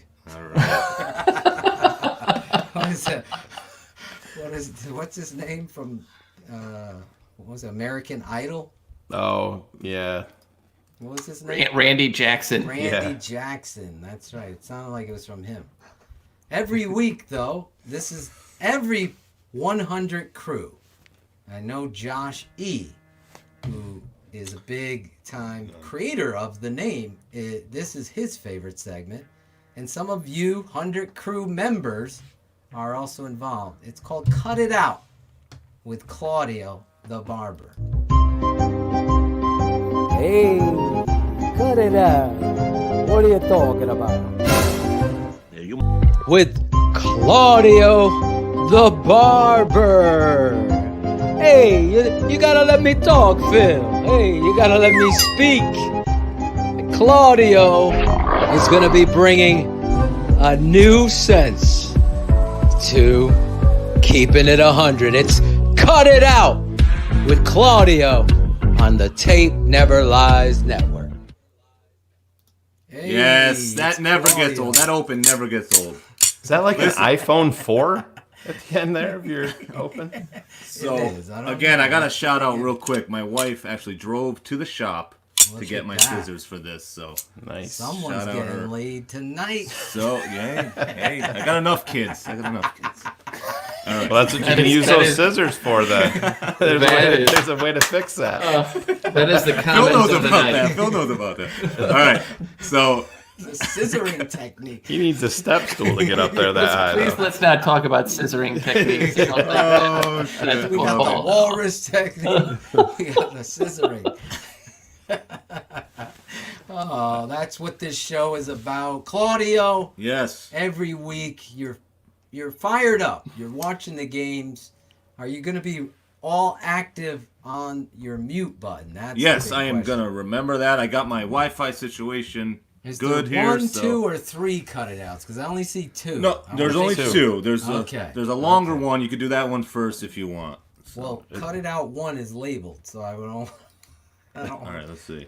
All right, here we go. ahead. You ready? Cut it out, refs. Cut it out. You know, we got and a then good ball game Aikman. here. We got a great ball Listen to game, this. and the big turnaround there in that first half was the offsides penalty on Shaq Barrett. What? I mean, it was Did 3rd you and not 11 just see right what just there, and happened? then they should have How is probably that? called that How is on what you Jermaine just saw, Ifedi. not the fucking And had they turnaround? up, then it backs them up some, and they probably don't convert then on that 3rd down, Right. and the whole thing Cut it changed, out, right? Aikman. I mean, they were able to then Cut get it the out, takeaway, dude. and they take a 1-point lead here at halftime. You're lucky you had The an Bears, O-line I and don't know Emmitt if they're Smith going to and know how to Michael handle Irvin. this. You They're, have no they're Super not Bowls. coming from a big Cut deficit it out.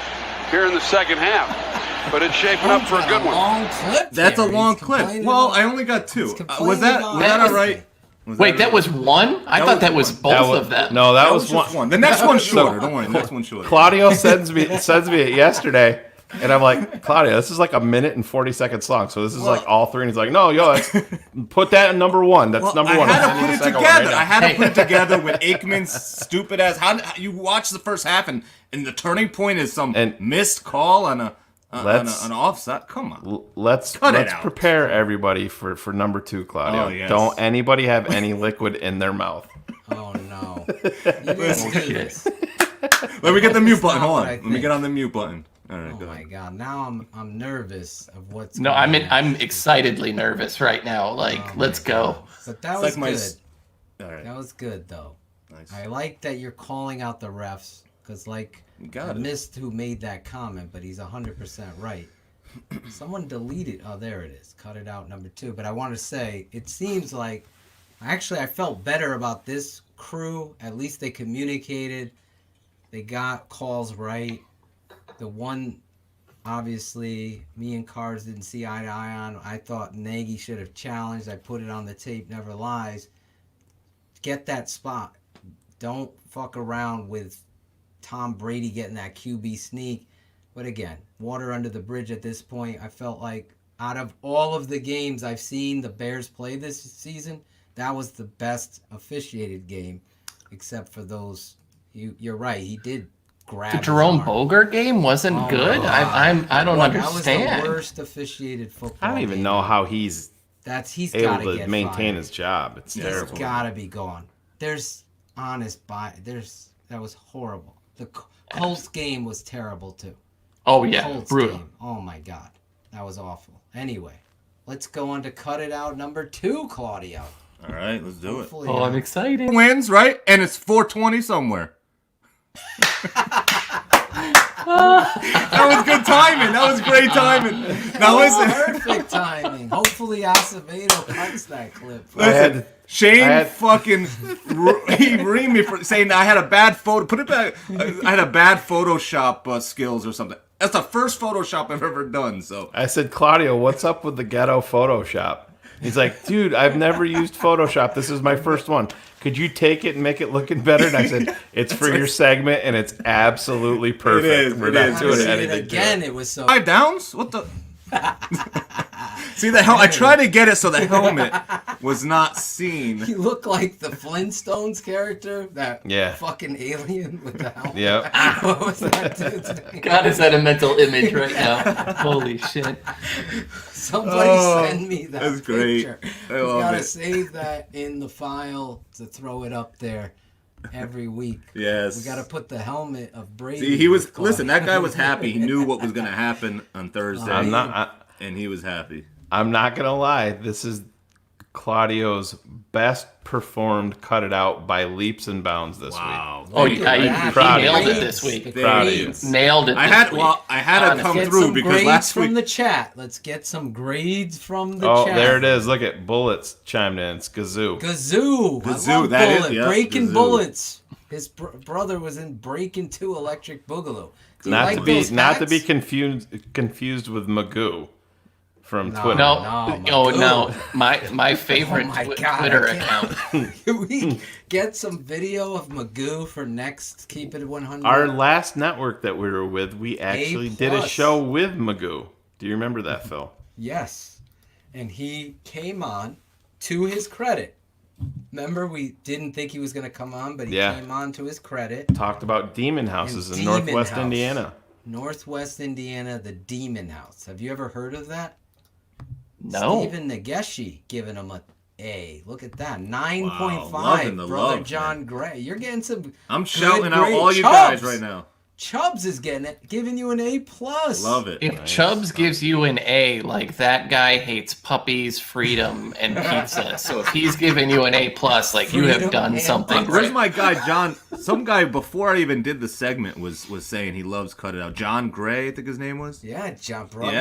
Shout out to you, bro. Thank you. Appreciate A it. lot of people love. Sherry's just giving you a thumbs up. She's, Hey, I'll take it. I had to come through. Last week was a mess. I had the same issue Phil was having where my internet just did not want to work. This You're guy frozen. was... You're frozen, Yeah. Claude. Just leave it up. Jackal giving you a B-. Oh, my God. That's all right. I'll take a B-. It's all good. He's the East German judge. We throw out the low score and the high score. So Hit the scissors. Hold on. Jackal's man. out. Jackal Hit the scissors. That one's out. Do you remember that? Did you A have that request. game Track and Field when you were? Oh, a kid? yeah. Yeah. Like, brrrr. Oh yeah. And The East hurdle was German such a judge pain in the always ass. Yeah. fucking gave you the shit score. It was always like, why the fuck? It was always East Germans. Hey, I'm watching this show. I don't know if you've seen it on Netflix. The Old Guard. It's actually a movie with Charlize Theron.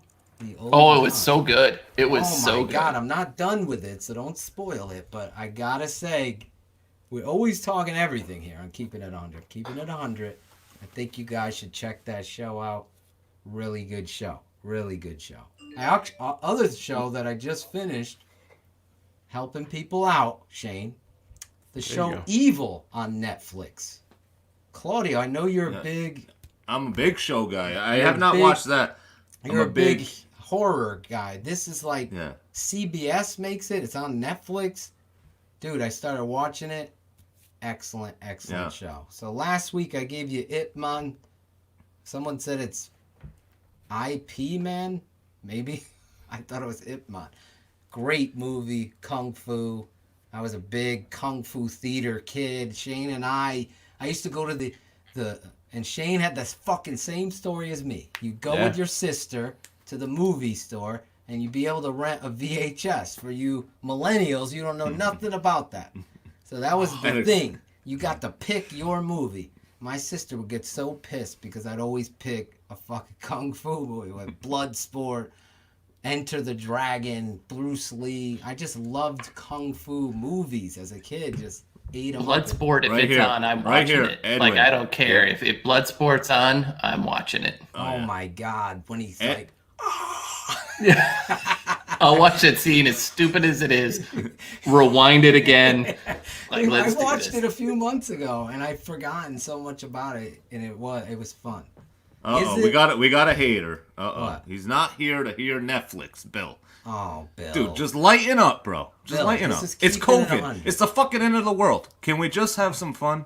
All right, God. dude? Just seriously. You can't please everybody. I know that. My father said to me a long time ago, I tried to please everybody.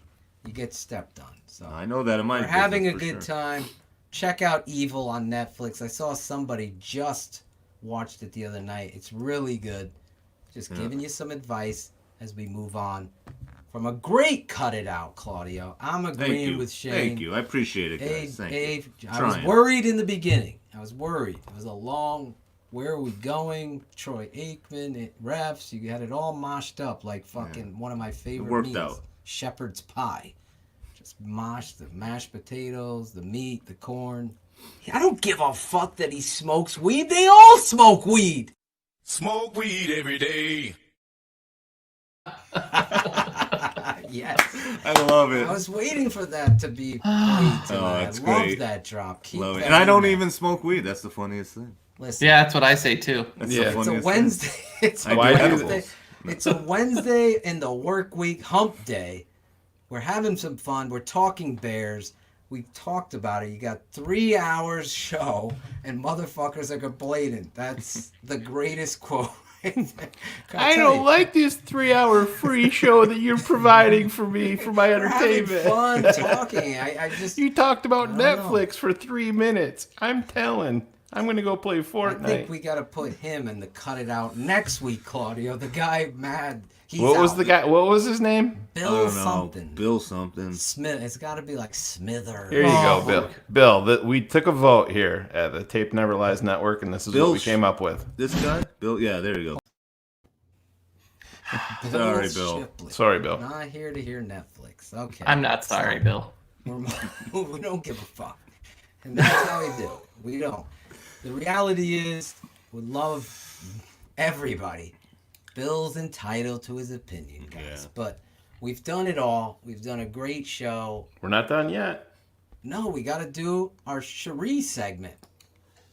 We need a music. We need some music. We need an open for this prediction. And Cherie called me out. I can't believe after all these years I was not following her on Twitter. Maybe I should make the open. Oh my God! Wow. I saw Greg Braggs trying to move in like a what's that dude who's like a hater? Like you're hitting on the girl back in the day, and then someone else. What is that? The cop? That's called the Braggs. That's called the Braggs. It's called the Braggs. I saw Greg. Well, if it's a married, never mind. I'm not going to go down that path tonight. We'll leave that be. Oh boy. I had nothing to do with that. In the middle of the night, he goes walking in his sleep. I'm not here for singing. All right, sorry. All right, we're gonna come up. Let me just get some music, Shane.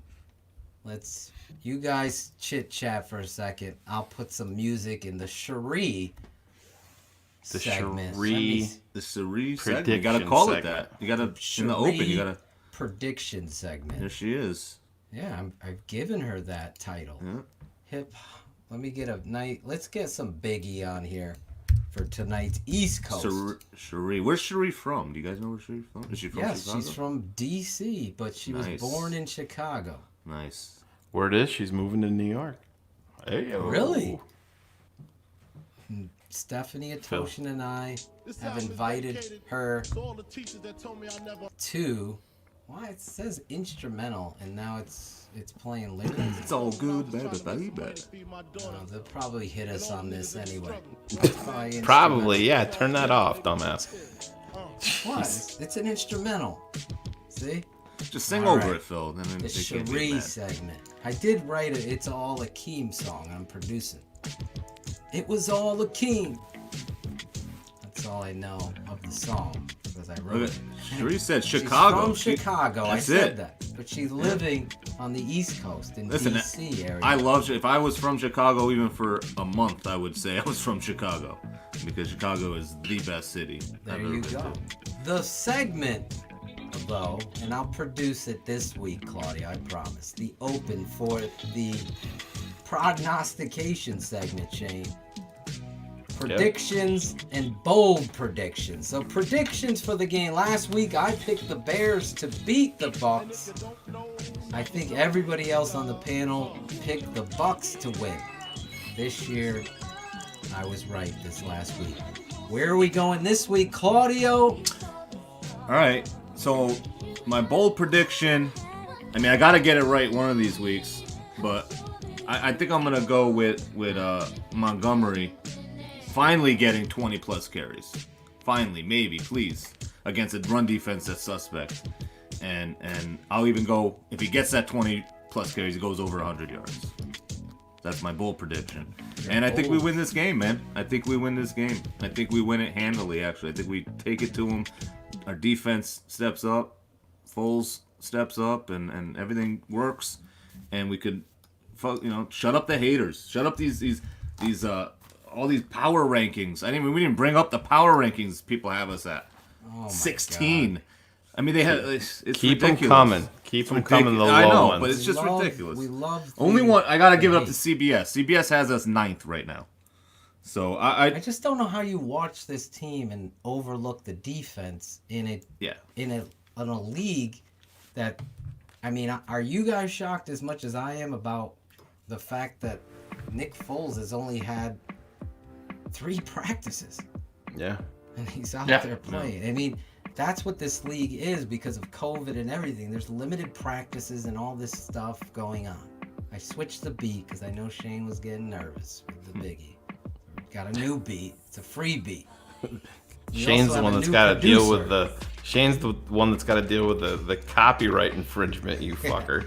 Well, I thought it was an instrumental. They don't really ding you on that, but my boy Max is starting to produce some beats, original beats for us at the Tape Never Lies Network.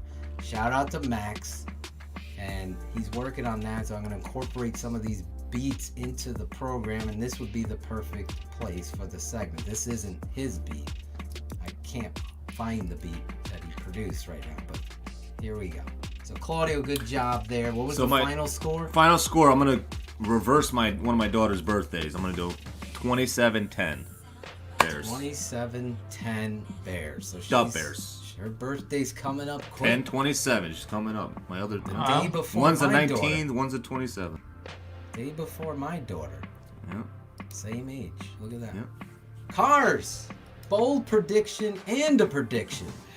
You guys in the chat also. I'll put you up there. Edwin, 31-10. Which, I mean, this is why Edwin and I are BFFs now, is that was going to be my prediction for the score. Really? Yeah, so I'm predicting 4 turnovers, 4 interceptions for the Bears this week. What? The reason, so here's my reasoning. Teddy loves to go deep, right? If you look at it, Robbie and DJ are getting some deep ball throws. I think you're going to see an engaged Eddie Jackson who might actually see more than 0 targets this week. So I am predicting that they're going to take those deep ball throws, especially as it gets on later in the game, and they're down. So I'm looking at 4 interceptions this week for the Bears defense. That's Super Bowl. Wow. That's where I'm going, and like I said, 31-10 Bears. I think this is a statement game, and they're after smelling blood in the water, they're not going to let Teddy Bridgewater be someone that runs all over them. Look at that. I like it. Cars is going in big balls now. Look at that. Oh, My boy shit. Zach Bradley, who's also a Patreon, let me know today. Sent me a nice message, Zach. Really appreciate that. My DMs are open on Instagram and Facebook. You can DM me, ask a question. Remember, it's all about family and togetherness. That's our motto. Lady Bear throwing 100 yards, 27-15. Shane, are you with Lady Bear? What's your score? I'm actually very close to Cherie's prediction. You weren't following her on Twitter, so I don't know. I can't how believe close that. you'll be. I think I must have been following her and unfollowed her somehow. I don't know. I'm sorry, Sherry. Twitter That's is on me. weird like that. Sorry? You're sorry? Yeah, you are. There it is. Wow, At there least it is. Cars is Yeah. pointing it out. No, Now you he's don't. Now get after Oh my Cars. god. Oh my god. Phil knows what that's from. Why do we say that? I don't want to get into that whole. Phil knows where that's from. But anyways, Phil never gets my joke with that, and I lost. Oh my god, dude. What? Tell it. This is keeping it 100. No, I don't want to go down. Oh, okay. Come on. There's some paths we should not go down. Where do I live close to another country? Oh, yes. Correct. It's a So, dude, stone's throw away. If you don't remember that, you don't remember I do the. remember that. Okay, Now I that's what know. it's from. But anyways, I thought back to. that's your accent. No, listen. I'll get to my prediction. Here you Mine is 28-13 Chicago. And in true Chicago Bears fashion, where we say that they should be able to run the football, and produce there, Nick Foles is going to have 4 touchdown passes. Damn. God. My boy gets one. What do you think? My boy gets one. I don't know, man. I've been trying to get. His first I've touchdown? been trying Oh, to he get had one already. Oh, he I've been, did get one. That's I've been trying to get Komet in there, and I've been wrong. I think My God, twice. what's the story with Komet? I know. Well, they didn't come out and say Nagy didn't say he needed more time this week, did he? He did last What's week. his Well, Cars? you know- What's his snap count? Cars. Well, You know I mean, but if you look at that big play that you love to Allen Robinson, part of the whole reason that happened is who's outside? Yeah. That's Komet one-on-one with a corner, and Allen Robinson's got a linebacker on him. So he gets him on that switch. Right. No, what's interesting is Komet's use is a lot more deep decoy, and he's been pulling a lot of corner coverage. So yes, I don't like that he's not getting the touches, but they're really sending him for some deep posts and kind of some stuff that I wasn't expecting. So his time will come. I understand that there's another Notre Dame guy that had an amazing game, and I get it, but like there's stuff they like about him in his use. It's just got to show up on the stats at some point. But yeah, so 28-13 Chicago. Nice. 4 tutties from BDN. Look at you.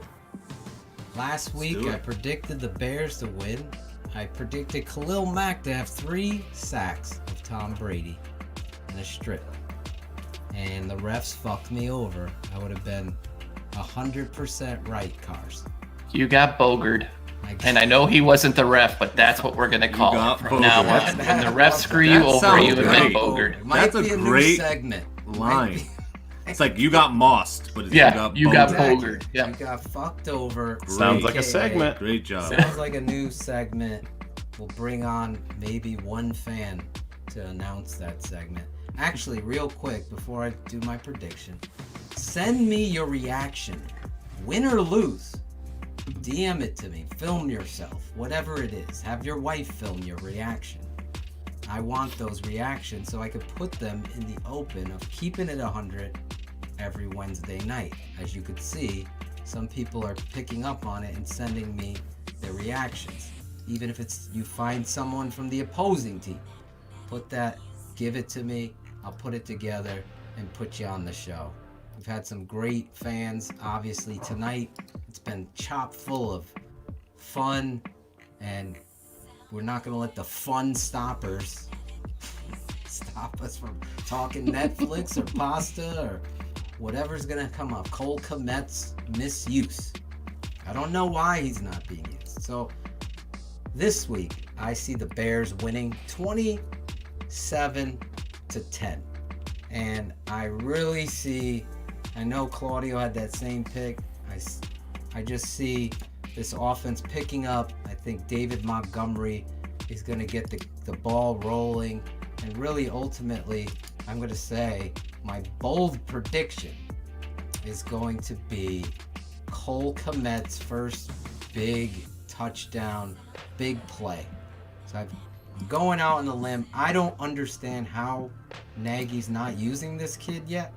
Down the seams, double up with Jimmy Graham and him, and have them run to the post, run right through the seam. I know as a coach, when I see two tight ends that can run, and you have Demetrius Harris, who they use isolated out there, the three of them, that would cause me such stress playing against that.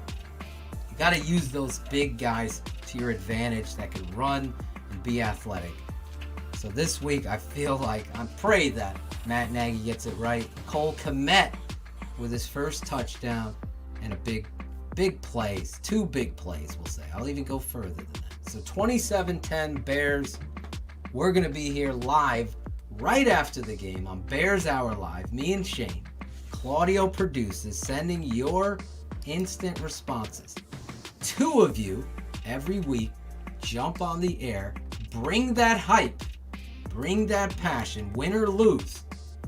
Tell us you want. I've got people telling me during the week, Shane, that they want to come on the show, and then when the lights are on, they freeze up like you gotta Kate see it in the McNell. comments. I'm looking in the comments on BHL. So if you want to come on, you gotta put it in there. Say you got hype. Say I'm ready to come on. Let's go. Let's do this.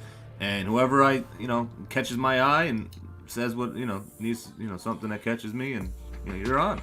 Just like that, easy. Rel's feeling this beat. I need you guys to feel this rhythm and this beat. Jump on the show. Right after the game. Yeah. We'll be live, going at it, breaking it all down, then bring you on. It's very easy. Just have headphones and a smartphone or tablet or your computer, and you'll be able to come on the air. We'll send you right there. Last thing, as we move to shout-outs, real quick on the business side. Go over to the Patreon channel. We've had several people sign up tonight. Right while we're doing the show. There's going to be plenty of information and stuff that we're going to get to you. We've waited this long because we wanted to get it all right. You could see some of the kinks even in my upload speed. I'm going to call Cox Communication tomorrow. Yeah, we've picked up 18 subscriptions since we've been on during the show tonight.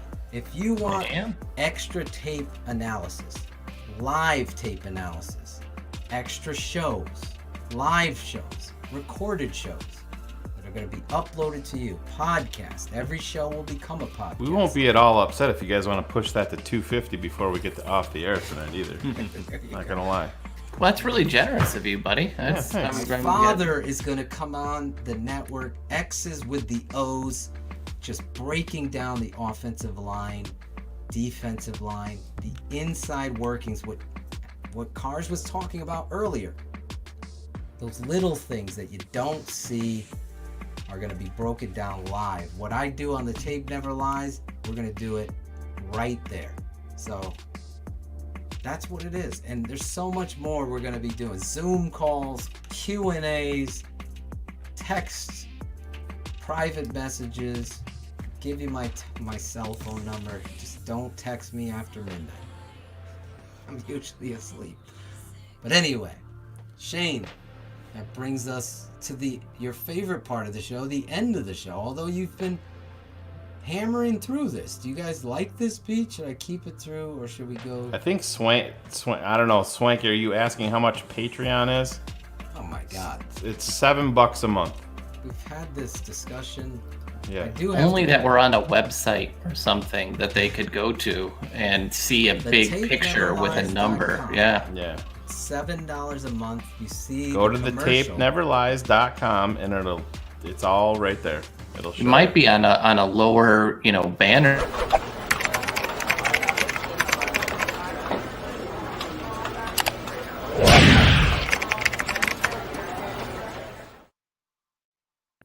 Look at that. We're no longer patronage. Slow down, Steven. He wants us to do a draft prospect evaluation show. Shane, you see that, Shane?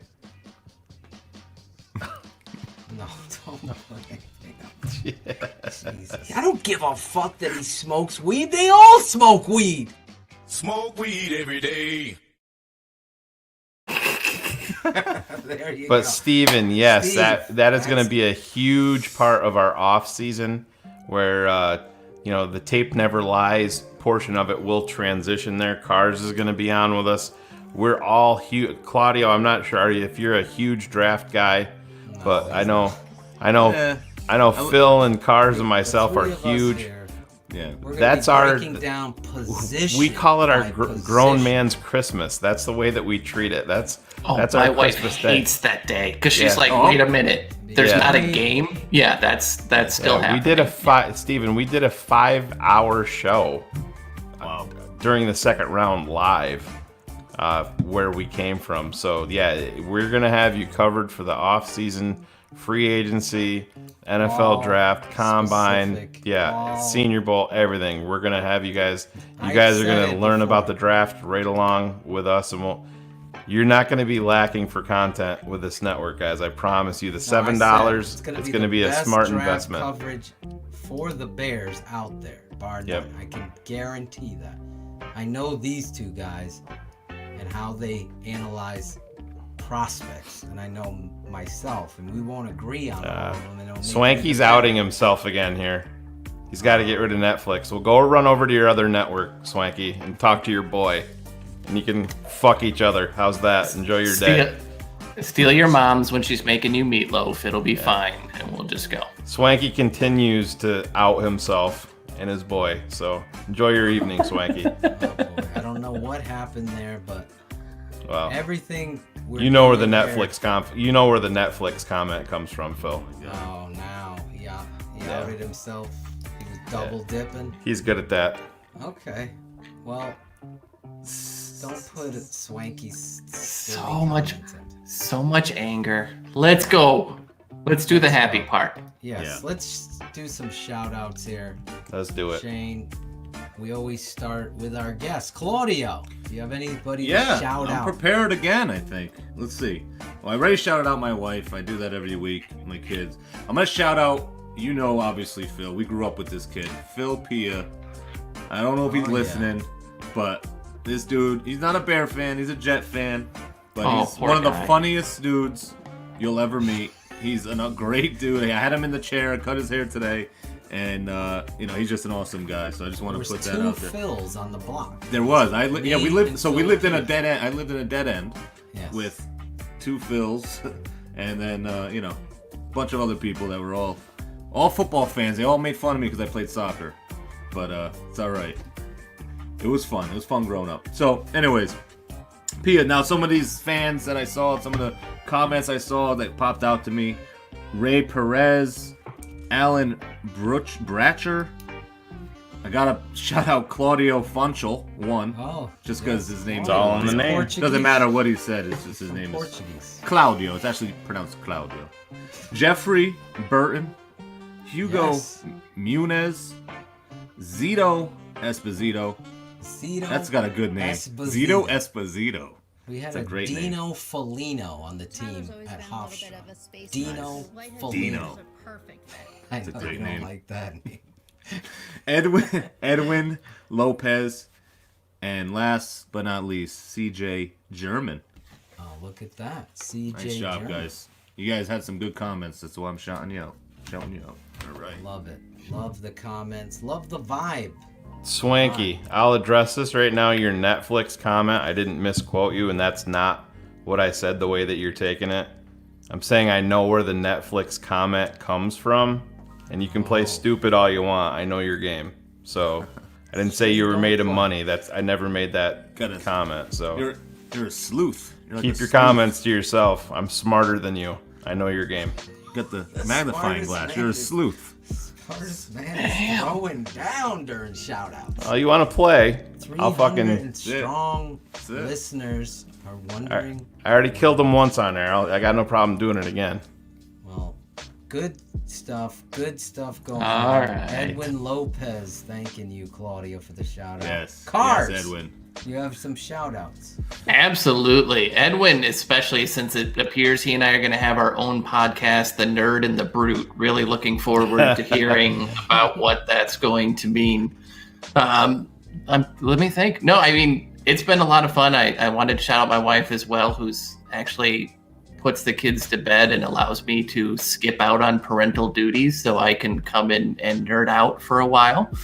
And last but not least, it's my neighbors behind me are actually getting married this week. They're both huge Bears fans.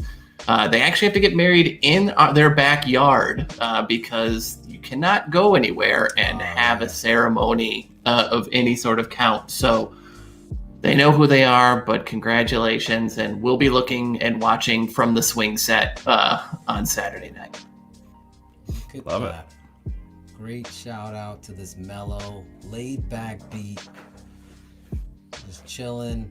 Should be some smoke in the air, right? I was gonna say, cue the photo, bro. You're not on top of it. Shane, cue the photo.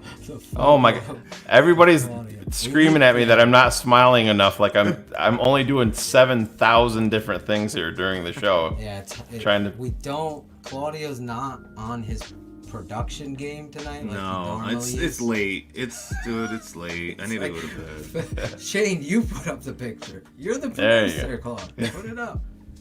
That was Larison. Where's the producer? Where is What's that? Claudio Is that in Brand? doing? I didn't even know. doing? Is that in Brand? Larison Oh my was God! I could put it up whenever I want. Yes. Oh my God. Are you new here? Oh my God! This is Claudio. You could even upload your cut it out segments. You fuck. No, I don't know how to do Now that. you can do it all on your own. All right. Figured it out on air. Shane. Yeah, shout-outs. Yeah, I want to go down the list here. I'm not going to read every one of them. We're going to have a lot of stuff in play for our Patreon subscribers to shout them out. Phil and I are actually working on a package where you're going to actually be part of the end credits on our show. So everybody's going to at least be able to see their name pop up on the screen, and maybe if Swanky gets rid of his Netflix account, he can see his name up there. But anyways, Toby Hill signed up there. Darren Price, Johnny Luna, Carl Zotter. I hope I'm pronouncing everybody's name right. If I'm not, call me out. Sandy Tom, our good friend Phil, Mr. 11 Slices at Modern. Josh E. Actually, Josh E. I have to get my stuff set up here. Made Phil and I these things. Pretty dope. I moved mine up top. Do you see it up there now? Got a BHL one. Thank you, Josh. I'm going to get those up. I don't know if I'm going to put them up in this room or when I get my... Is Jackal coming up to build you a studio? I don't know, Jackal, what he's doing. But, I think Johnny Luna, Dub Williams, Eric Curry, Heidi Zimmerman. She killed me once, but I'm back. Thank you, Heidi. Kathy Pawalski, Clarence Singleton, Daniel Valenti, Tom Stephanites, it sounds like. Zach Sullivan, the Clockmaker. JC Ruddy, Kevin Winston. Ruddy. Yep. Brian Dean, Mark Egan. Sorry about the Cubs, Mark. Zach Bradley, Ryan Cox. Actually, we need to put his the shout out banner up there for Spencer Strong. We forgot to do that. Claudio's not on his game. Yep. I'm not even listening, honestly. EJ, Jim Larison. It goes on and on. Bob Liggett, Jeff Burton, Cal Abdullah, Christopher Bowditch. All these guys. Chris Bowditch. What did I say? Bow? Yeah. Chris Bowditch. Sorry. You said it Canadian. Yeah, thanks. Cars is at least picking up the joke that for 3 years now, Phil has not ever figured out what I say. I try not to think about that stuff. You know? I hear you. But anyways, we appreciate you all so much for taking the time and investing in us. The $7, I understand it's hey, the environment today, money is hard to come by for a lot of people. We totally understand that, but the financial commitment that you guys are giving towards us, we feel like you're going to make back in content. You know, we're 3 hour and 31 minutes into this show. that we're providing for you guys. There's going to be a whole bunch more of that that's going to be behind the Patreon wall. So if you do want to head over to thetapeneverlies.com, sign up. You're committed month by month. If you try it for a month, don't like it, you don't have to stay there. But there is one thing where we want to try to keep you guys in. If you do go over and sign up by December 31st, 2020, that's going to designate you as a charter member. And if you keep your account active, your price is never going to go up. If we add 15 shows in the future, 20 shows, whatever we do, your price point is never going to move off of that $7 a month. So the people that I shouted out, I know there's many more that we didn't get to because we'd be extending here for an hour, and we're not going to do that tonight, but thank you so much for everybody taking the time. Phil and myself especially appreciate it. It's been a long time coming for us to get to this point and start making some money, and the money's not just going to be for us, it's going to be reinvested into this product so we can build Shane's things already moving forward. So thank you so much. For me to get a mixer.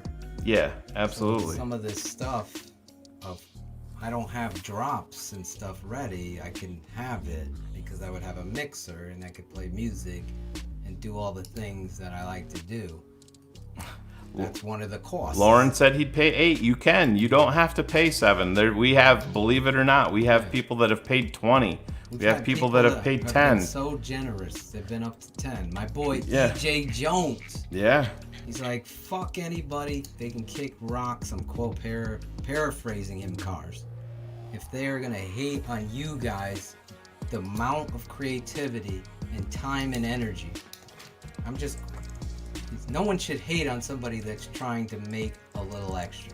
So, of course, you could pay $1,000 like me to get on the show too. You could do that. Yeah. How do you think he got on the show? How do you think? I will obviously. I'm sorry to cut you off, Shane, but yeah, people have been so kind, so generous. I'm gonna run down a few names as I always do that have been so. Josh E. sending me that stuff. Bill Maher, Trey Pugsley signing up tonight in the middle of the show, sending me a DM saying I'm in, bro. Love it, love you guys. Keith Oram from the Midwest. Meet Umar Rashid, Lauren Rashima. He just signed up literally tonight. I hope Yoshimori. Wade Vaughn, Josiah Luby, Randy Rangel, Brandon Peslak, Michael Davidson. You saw my boy Bullets from Breaking 2, the Electric Boogaloo. Dan Norforitis, Cardin Qualls. I'm freaking fighting fights for Cardin Qualls with my Tape Never Lies work. Brett Maly for coming on tonight. Rel Remy, I saw him in the chat. There's not a classier friend and human being than Rel. Dan Nofaratis, Johnny Necrone, you know Johnny, Claudio, always fire. He's in the open. Great dude. Steve, Jeremy Plashinsky handling the Facebook side. Heather and Chris Sandlin for their promo for what they're doing with Swag Shop. Ace, aka Alex Acevedo, Adam Lubitz. I hope I said your name. Clarence Harris, John Zach Walden. Sullivan, tweet that out. You'll get tweet of the week next week. Great. I'm like Ed Loya. What did he tweet? I missed it. No, right $7 there, a month for how it's on the screen. Yeah, $7 a month for hours of pure joy versus my ex who gives me $1,000 kick in the sack every month. Oh man. We try to entertain, bring football and everything to the table. Christopher Harris. I got a commercial on the back end that pisses me off. That's why I need a mixer, Shane. We can clean that up in post. It's fine. Yeah, Claudio's gonna clean it all up in post. My boy I'm on David it. I'm on Cooper, Bear Els, Enrique Rivera, River Phoenix, Jacob Pavel, Ryan Streaker, Sony Parrish, my boy. I always see Sony commenting on the YouTube channel. Rusty Hartman, Wesley Atwell, Matt Baird. All of these guys have signed up via patronage and have shown me that my wife, yes, I'm going to admit it, was right. It's been a long time coming. I'm sorry if that offends people, but really, I think the product speaks for itself. We are going to work our asses off. Greg Bondi, Gary Katz, Alyssa Workman, Todd, my boy Rucker, Michael Mayo, Vince, my boy Vince, Michael Boone, Ryan Roth, Eric Bailey, Miles S., my boy, Brian Sarna, John Westwater, Christopher Harris, Bear Els, I just said him twice. So there you go. Zach Mayer, Roger Simon, Percy Moss, obviously Cherie with her own segment now, Donald Edwards, Haynes Osterwalder. How about my boy from Greece, Kostos from Greece? You guys, there's so many people to thank. Shane already gave me that subtle, don't throw everyone's name out there, so that's what I'm gonna say. Turbo and Ozone in the house. You guys, let me just look real quick on my real quick, Phil. Real quick. Clarence Singleton, you said Heidi, Leon Moses, Brandon Livingston, Jamari Riddick. Those guys go out of their way to share our work and share it with everybody. Those types of people that do that. Andrew Brown, this guy's a semi-pro wrestler. Shane, he's putting the Tape Never Lies on his wrestling trunks. Yeah, he's I saw that. He's going to hand out flyers because he's like, listen, I wrestle in Indiana and people love the Bears. I want you guys to be known like you should. You've given me hours and hours of enjoyment, and I'm just quoting him. Chubbs, 82, Kev, Starco, John Centeno, who he freaking signed up via the show, right when Paul Rogers from England, Serg Orts. This dude is one of the biggest supporters of us and what we do. Guys, all I ask is to take the time out, handle, share, and let people know about the product that you love. I don't know if that's too much. My boy Sinclair Fosvik, Ralphie, who was in here, Devin Height, you saw him, Otis Nichols, how could I forget you, Kevin Winston, I'm sorry, Cars, Daniel Valenti, Tino Martinez, David Winter, John Gray has been in here. I just don't throw names. Last one though, Christopher Schubert. He went on a full-fledged tech search, Cars, to get the Tape Never Lies that have been deleted, to find them in the back alleys of the dark web. He's the Indiana Jones of... Yes, he's the Indiana Jones I gotta of... shout him out. And he has found one at least from the past. Hey, we'll take one. If we better than none. One is better than none. Hey. So $7, tapeneverlies.com. It's going to be plenty more shout outs. I love you guys all. Great show tonight. Shane, Cars, any final thoughts before we bid a farewell tonight? I don't give a fuck that he smokes weed. They all smoke weed. Smoke weed every day.